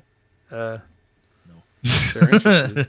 They would have to pay me a great deal for that material. I'd work for it, but you'd have to pay me some good money to be involved in that shtick. But we'll crack on. Main event time. It's going to take a while to get there, though. Oh, okay.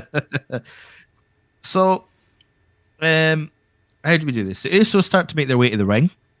Then we have a commercial break. Which means the Usos are here, which means that earlier they left Paul Heyman to his fate. Yeah. Anything could have happened there.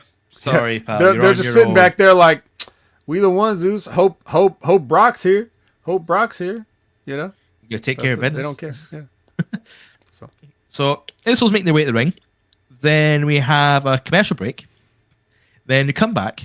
And then they show off some people from Fox Sports. Maria Menounos is there. X-Pac's kicking about. The Jackass crew are there. Bro, they did. Did you notice how they just were like if Pat McAfee didn't put X-Pac over, no one would have known who he was. Mentioned him. They put up a graphic for the legend, the WWE legend and future Hall of Famer Maria Menounos, undefeated Maria Menounos, by the way, just 2-0 in case anybody's counting. And then, this other guy named X-Pac, but fuck him. Move on. Let's go to Jackass again, even though we already saw him. So we got Jackass here. Time for the main event. However, we got to go backstage. Adam Pearce and Brock Lesnar. Brock Lesnar's found him. A nice little promo from this here. Pearce sort of backs off a little bit, and then Lesnar thanks him for his. Thank you for that. I'd like to thank you for the suspension. I heard it was like $1 million, and I heard that you gave that money to charity. I want to thank you for that. Thank you so much for that. Thank you. I also gave me some time off. Like, he never had time off before. But in my time off, I went hunting. He's really got a thing about hunting today. And I went and found this deer. No, it was a moose, wasn't it? I went and found a moose. I got him. He was 2,000 pounds. I carried him back.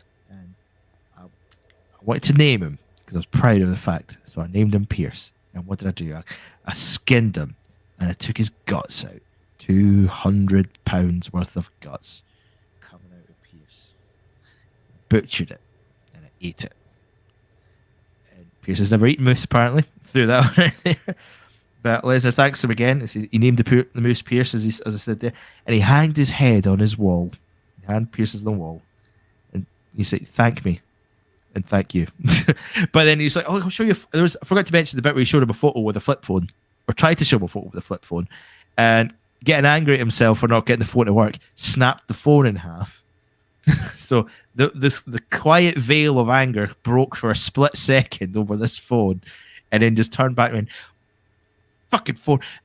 This moose, though, I caught it and I named it after you, and it was so well done because he obviously saying it in a nice way, but edging closer and closer to the back wall, and just talking about being Pearce, and it made it. And you know what? It was that impression that Brock Lesnar's not done with Adam Pearce, or at least putting him on notice and saying, "Look, I've got you in my sights."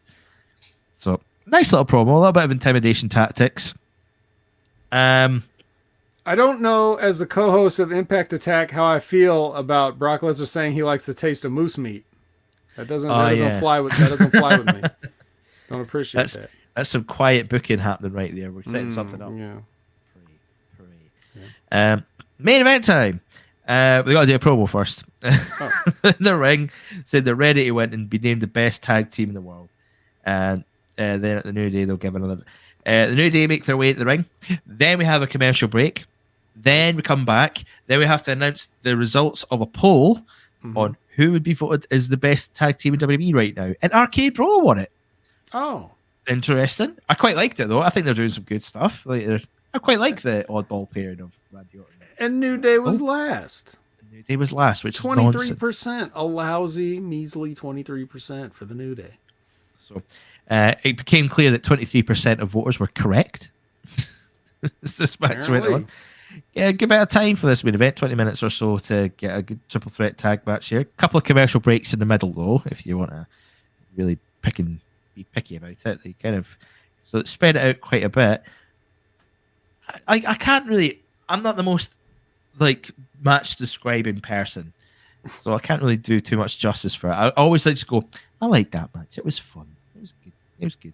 And I always seem to say that about a New Day and Usos match of some form, even when there's another tag team. I mean, I can watch that match and watch these kinds of matches in good faith, knowing that I'll be entertained, there'll be high energy, good action, and having Riddle and Orton in the mix kind of freshened it up a little bit as well.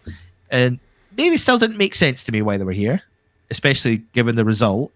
But it was worth for a TV match. It was worth the time. I'd maybe put this on a pay-per-view if they were really wanting to be serious about the greatest tag team thing. Well, when I watch pay-per-views, one of the things I almost always inevitably think as I'm watching it is, why am I watching this match? Yeah. About at least one match, usually maybe two or three.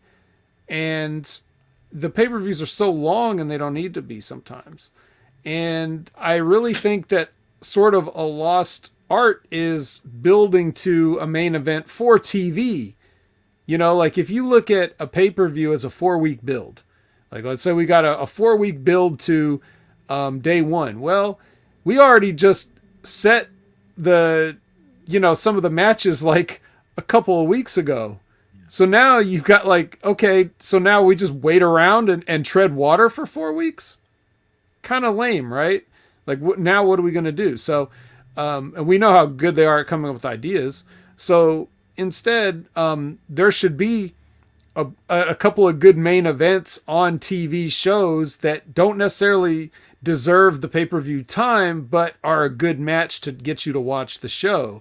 And if you watch the match, it may entice you to buy or watch the pay-per-view, right? So those are the kind of things I like to see more of. And this was at that level of what one of those matches could be. Unfortunately, the match really doesn't mean anything and had no reason for happening. It seems like another thing that was probably thrown together at the last second. It was it was kind of happened because apparently RK Bro happened to be there. Is sort of the reason I got from it. But you're totally right.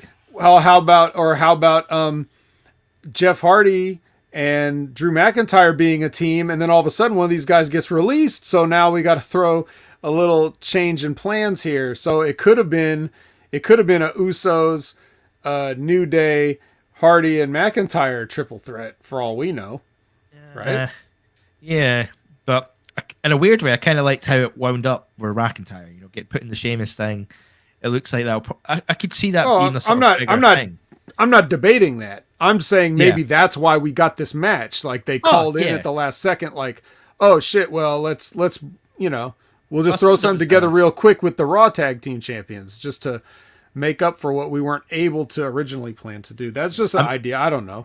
I mean, they could have had an 8-man tag. To be fair, it would have probably been Drew and Hardy and the New Day versus the Bloodline and Madcap Moss and Happy Corbin. But no, we had definitely to have glad we didn't get that. Definitely glad we didn't. We kind of struck gold on that one. So it was good, kind of making the most of what they did. I think they could have got away with either just the New Day and the Usos on their own, or if they really wanted to do a 6-man tag or something, they could have worked it out. I'm just confused by the shoehorning in of RK Bro.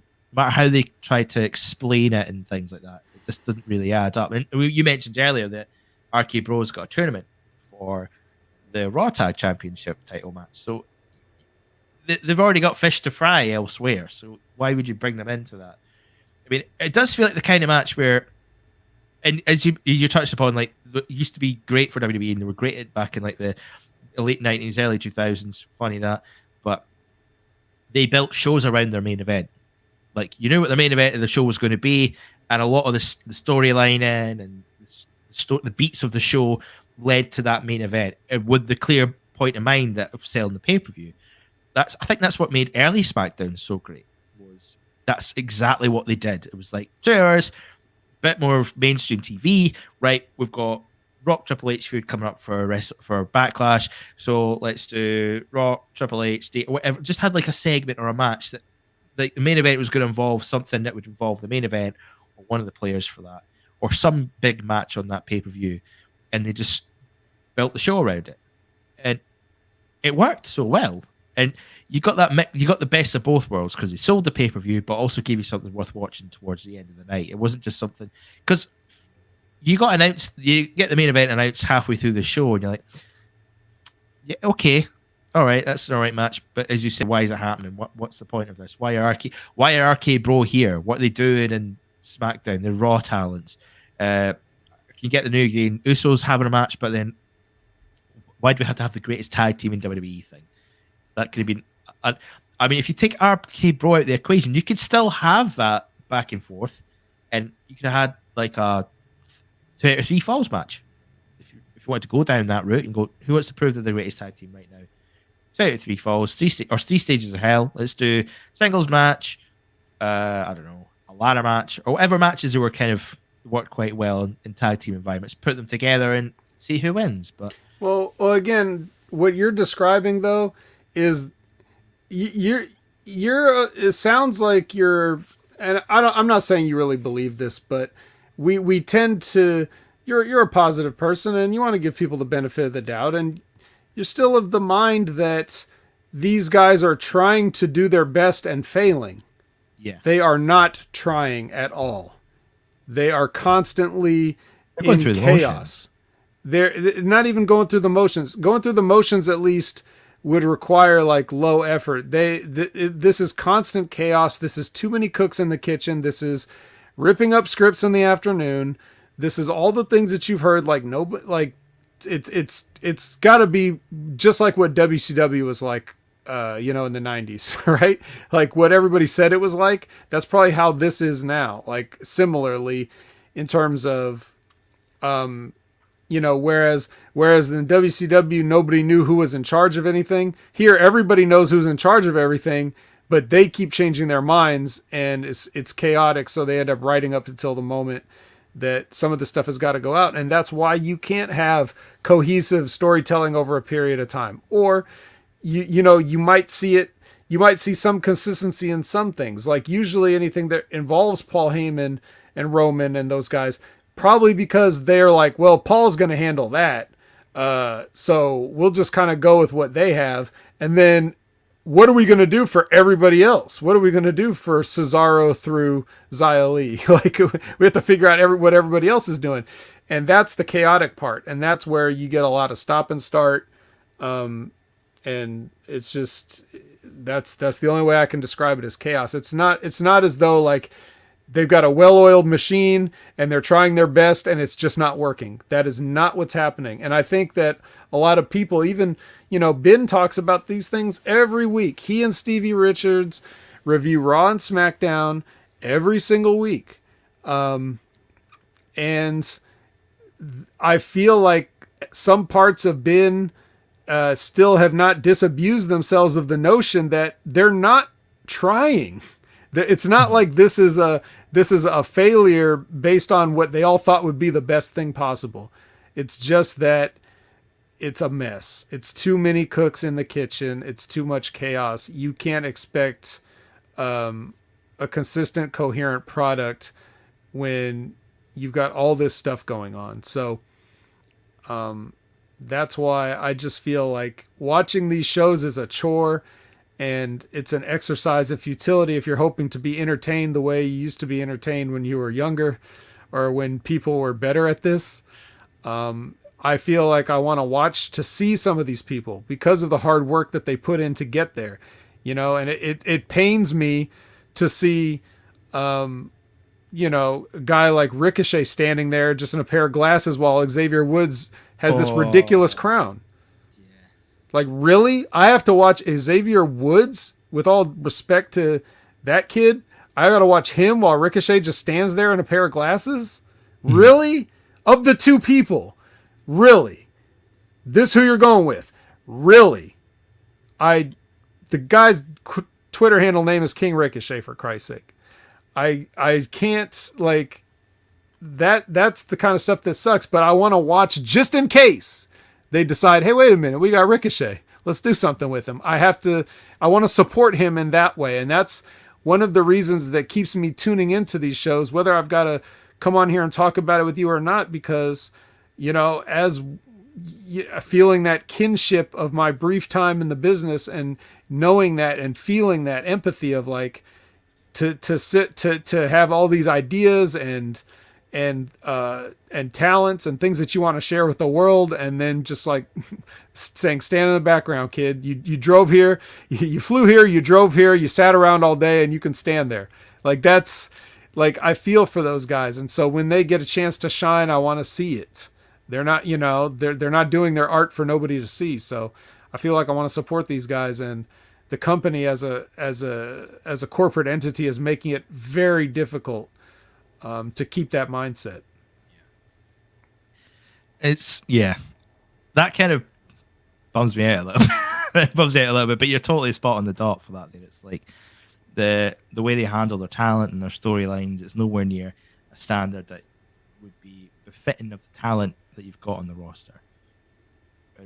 They deserve better, and it's no fault of the talents as well. I think that's the thing you put on it. It's like they have to just do what they're told to do, or put in that position where. But that's the sad part is too. Like, the even sadder part than that is how the fans perceive these people, and then they treat them like they're less than because of how they're presented on the show.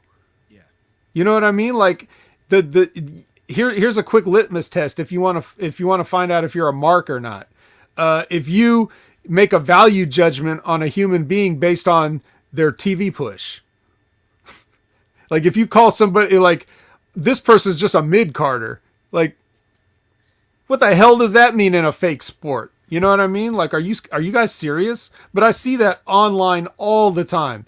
You see people like really talking about these people based on, they never did anything, they've only this or that. Like, yeah, because that's what they were told to do, man. Like, wake up. So it's sad that the perception of people is colored by the way the WWE uses them, or any company that underuses somebody. The fans believe that, even though they claim to be smart and they claim to know this is a work, but they still judge people based on their TV. Yeah. That's fucked up. I know. Like, I made a point the other week. I had a big rant. I can't remember what the rant was about, but the thing I said was that your value is only as much as the people that are writing you in shows as at the moment in time.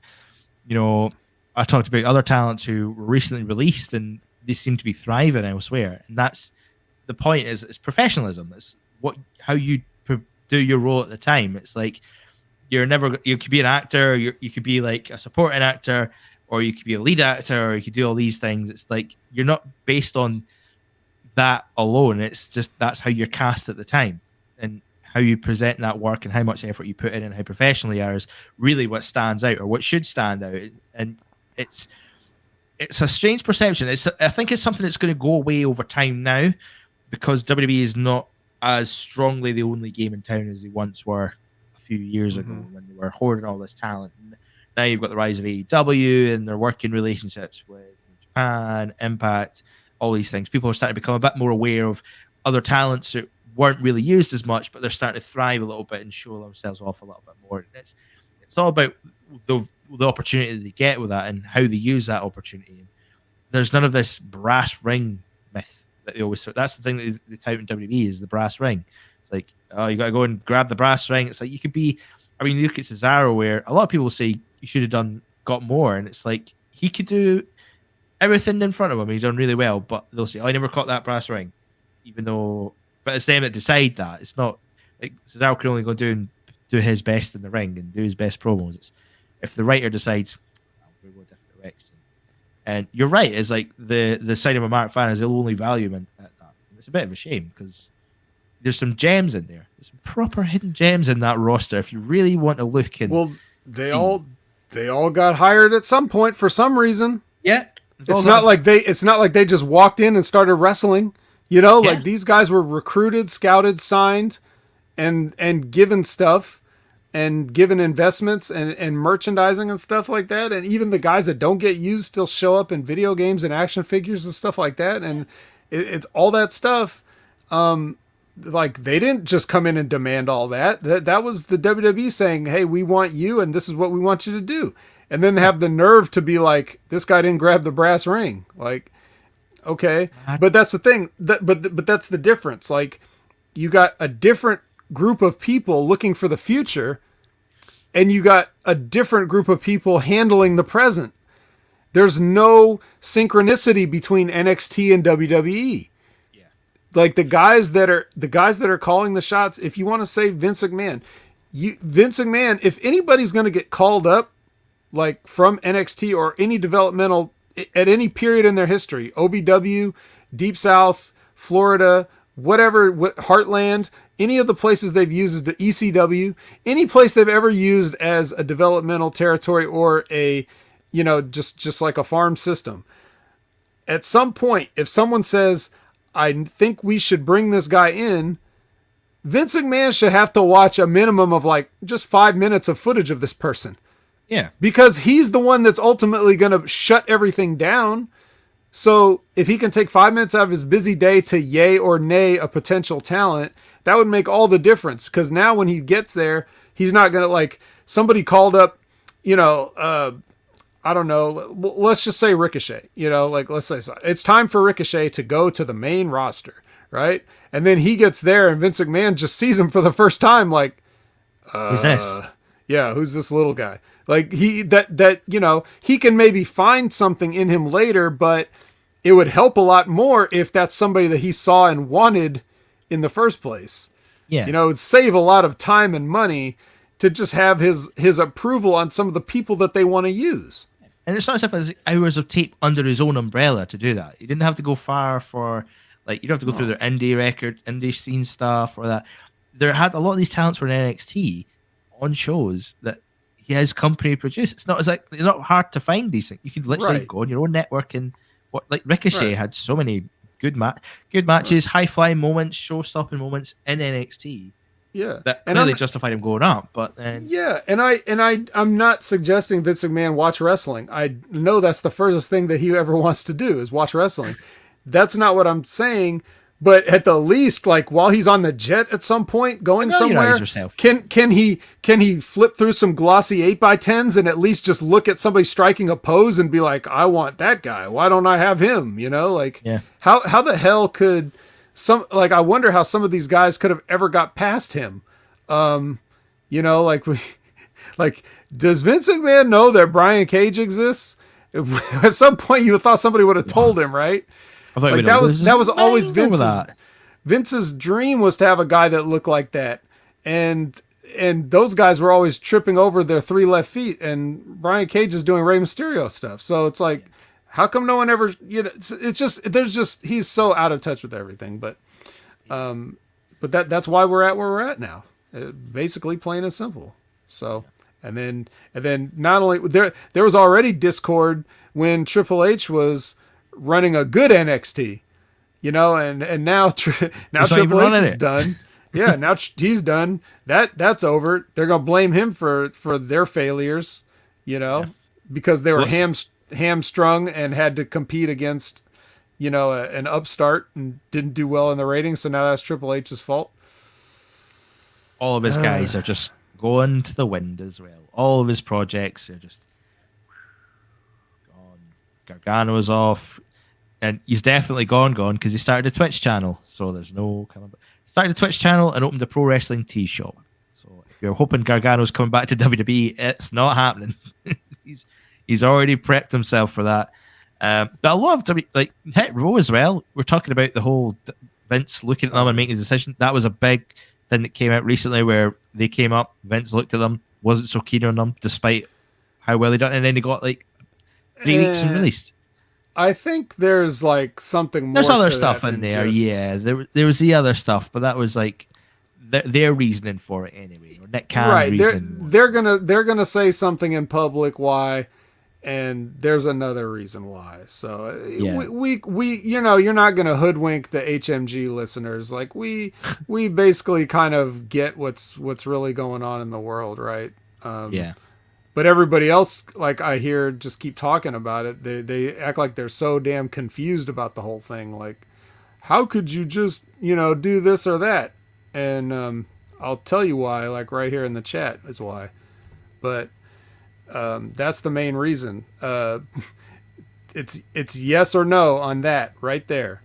It's why is what's gonna when you're asking like why'd they get rid of so many people that they just brought up and spent all this time in. Well, I think that's why. Yeah. So read between the lines a little bit. Yeah. Now some of the guys were cleaned out as a cost cutting measure too. That's just a bonus though. You know what I mean?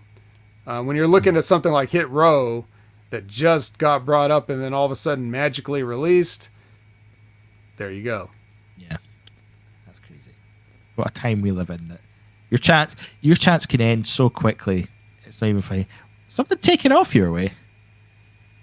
My laptop may be overheating, but I got the microphone right next to it, so every once in a while it's all hot.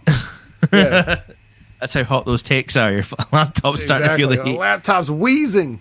Yeah, I tell you what, I think that's maybe a good sign that we should probably call it a good. I'm quite glad that you came on and joined us for that. It's been. I always find these educational.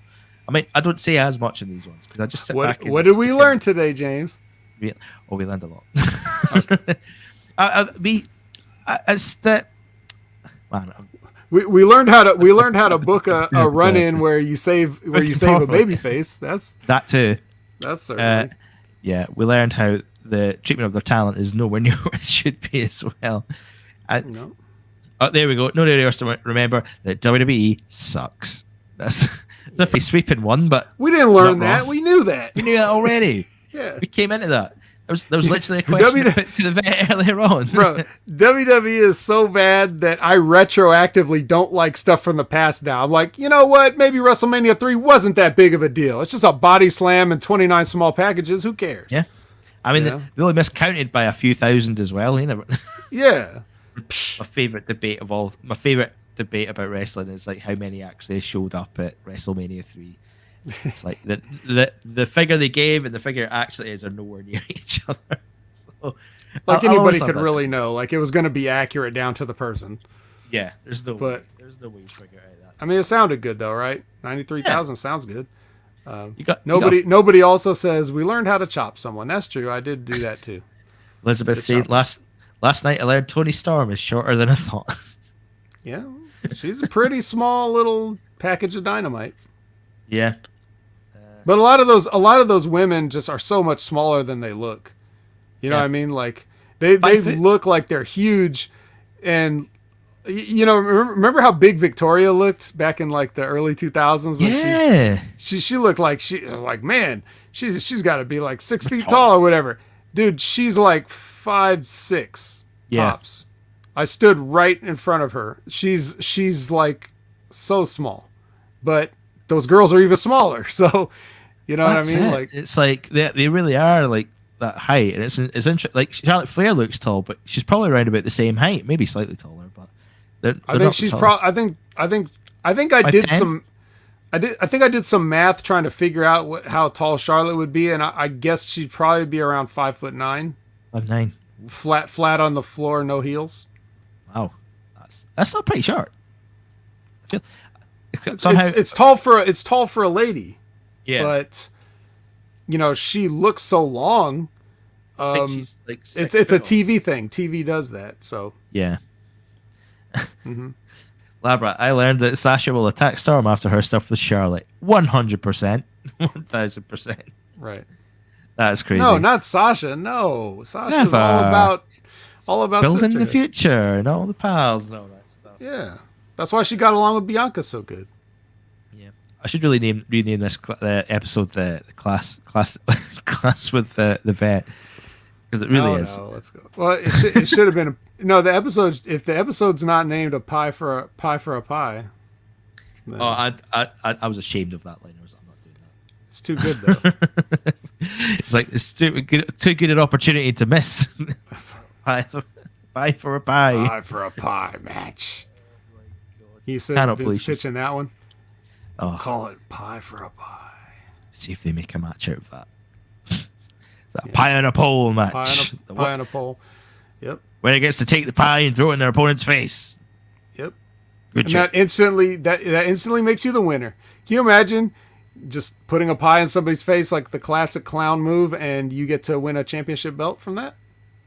Oh, pretty good. Right? I mean, there's worse ways, I suppose, but that's still not I good. don't know one. I don't know. Booker T getting out of a box was one of them. Yeah, that's pretty bad. He didn't even pick it out of the box. It fell out the box. And he had to go down and grab it. Well, that was the other thing. Wow. Sorry, I don't mean to dunk on you, Russo. I really don't. That's how it played out. Well, he didn't. In fairness to Russo, in fairness to Russo, he didn't write that the belt would fall out of the box. That's just unfortunate TNA cheapness. He just picked it. The box is there. The box is there. That's the execution is not his fault, but still the box is there. But anywho, before I get myself into trouble, got a show for that there. If you've enjoyed the show, it's always great when you watch this on live on YouTube. But if you're not just following us on YouTube, channelattitude.com is a place to be for all things Hammy Media Group. We've got so much content there as well. All your regular shows, the Next Level podcast that you are on, my good sir, you're on with Big Ray every week, every Wednesday, isn't it? You're Yes, every Wednesday. The following morning from live NXT on Tuesday night. Fresh. NXT 2.0. I notice every time there's like a Hammy Media Group tweet that shows all the shows you can get on Channel Attitude. I'm like, oh, I'm on 50% of these. Yeah. I'm going up to 75% this week. If you're not winning an award this year for the Haminis, there's a problem. There's a problem. I got to be a shoo-in for at least Rookie of the Year. At least that. Yeah. That's got to be hands down. Just because no one else was here, it was only me. It was the only new guy. So had to win in a field of one. I should win that. I don't know. Like Brad Shepard might make a late contendership for you there. Late run. Well, I don't know. You might get those listeners in, but will it translate into votes? I think not.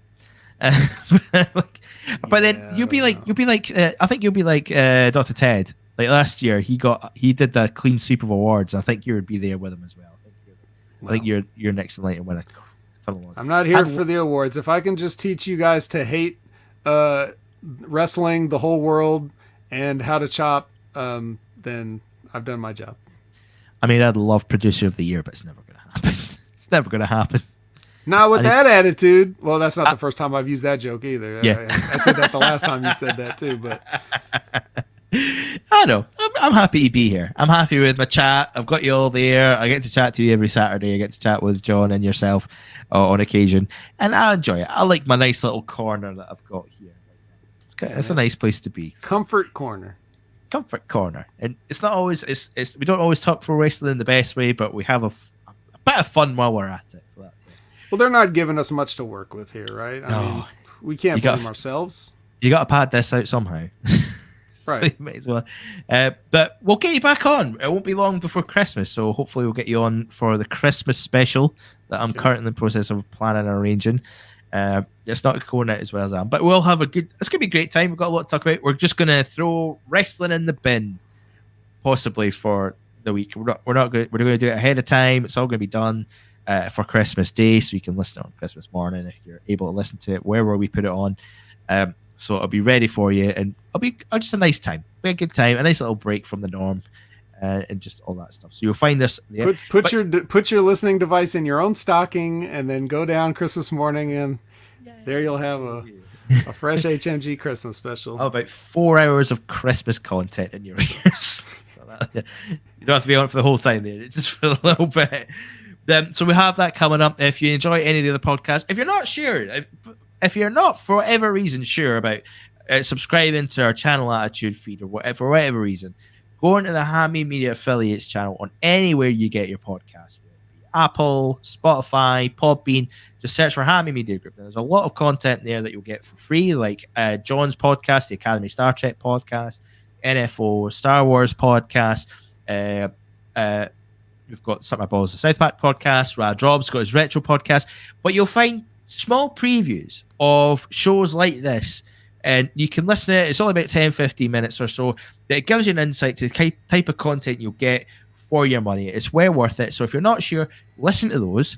And then go and spend your money on the Channel Attitude Hammy Media Group subscription, because it's well worth the money. Every penny of it. So it's great if you support the cause. We've got so many Patreon connections as well. You've got Stevie Ray, The Beautiful People, The A Show with April Hunter and Aaron Stevens. We've got so much going on. This is one of our biggest years for Hammy Media Group. So it's a great time to be involved. Follow any of the content. Yeah, for the price, for less than the price of one Starbucks, if you can just put the coffee down one day out of the month, you can afford an entire month of HMG on Channel Attitude. And why wouldn't you want to do that? You got that reference, that put the coffee down reference, right? Because I did that for Big Ray and he didn't know what that was from. You know what that's from, right? Put the coffee down. Yeah. What's that from? You don't, motherfucker. Lizbeth, will you tell him what put the coffee down is from, please? Yeah, what is that from? See if it's something I've seen. I'll be raging at myself, but oh man, yeah. I'll give you a hint. David Mamet. Come on. You gotta, if you're a theater person, if you're an actor, James, you can't not know this. You can't not know put the coffee down. You can't. I don't know. David Mamet's a bit. Son of a bitch. You know what? I disavow this entire podcast. I'm never coming on. I won't be here for the Christmas special. No. But hang on. Google my friend here. Can't wait for a comment. Put the coffee down. Even Google knows. But it actually is. So we definitely got all kinds of content for you guys. And James is right. This Glenn Ross. Is that what you're talking about? Yes. Yes. Okay. Yes. Look at the chat. Look at the chat. Right. There it is. Boom. Yep. Not one. I bet you she didn't need to Google it though. She knew. Yeah. She was probably away from the computer for a second or her phone or whatever, and just had to go back to it and quickly type that in. So otherwise she would have got even faster. Yeah. But yeah. So now we know what your homework assignment is. Watch Glenn Ross. And I've got a lot of movies to catch up on. Yes. But yeah, start with that. Okay. And you can finish your pitch. I'll just shut up now. No, I've not got much else to talk about there. If you enjoyed the show, if you want to get in touch with us, we'd like to fill a mail site with any kinds of questions. If you're not in the live chat regularly on a Saturday, like our usual suspects are, it's great to have you on, by the way. You can email us, smackattackhammymedia@gmail.com. You can tweet us at smackattackhmg. We're on this Hammy Media Group Facebook feed as well. If you go into Hammy Media discussion group on Facebook, we're there. Leave your opinions there. We are watching you, so get involved in that as well. Look at this. Washing my hands. That's what she was doing. Do I know our listeners or do I know our listeners? You're two on the pulse. You're two on the pulse. But anyway, thank you so much for watching the show. Thanks for being involved. Thank you again, Vet, for being here. It's been an absolute pleasure having back on. We'll hopefully see you soon for another episode. We'll see you next week for the last the last proper one of this year, but another edition of the Smack Attack. Cheerio.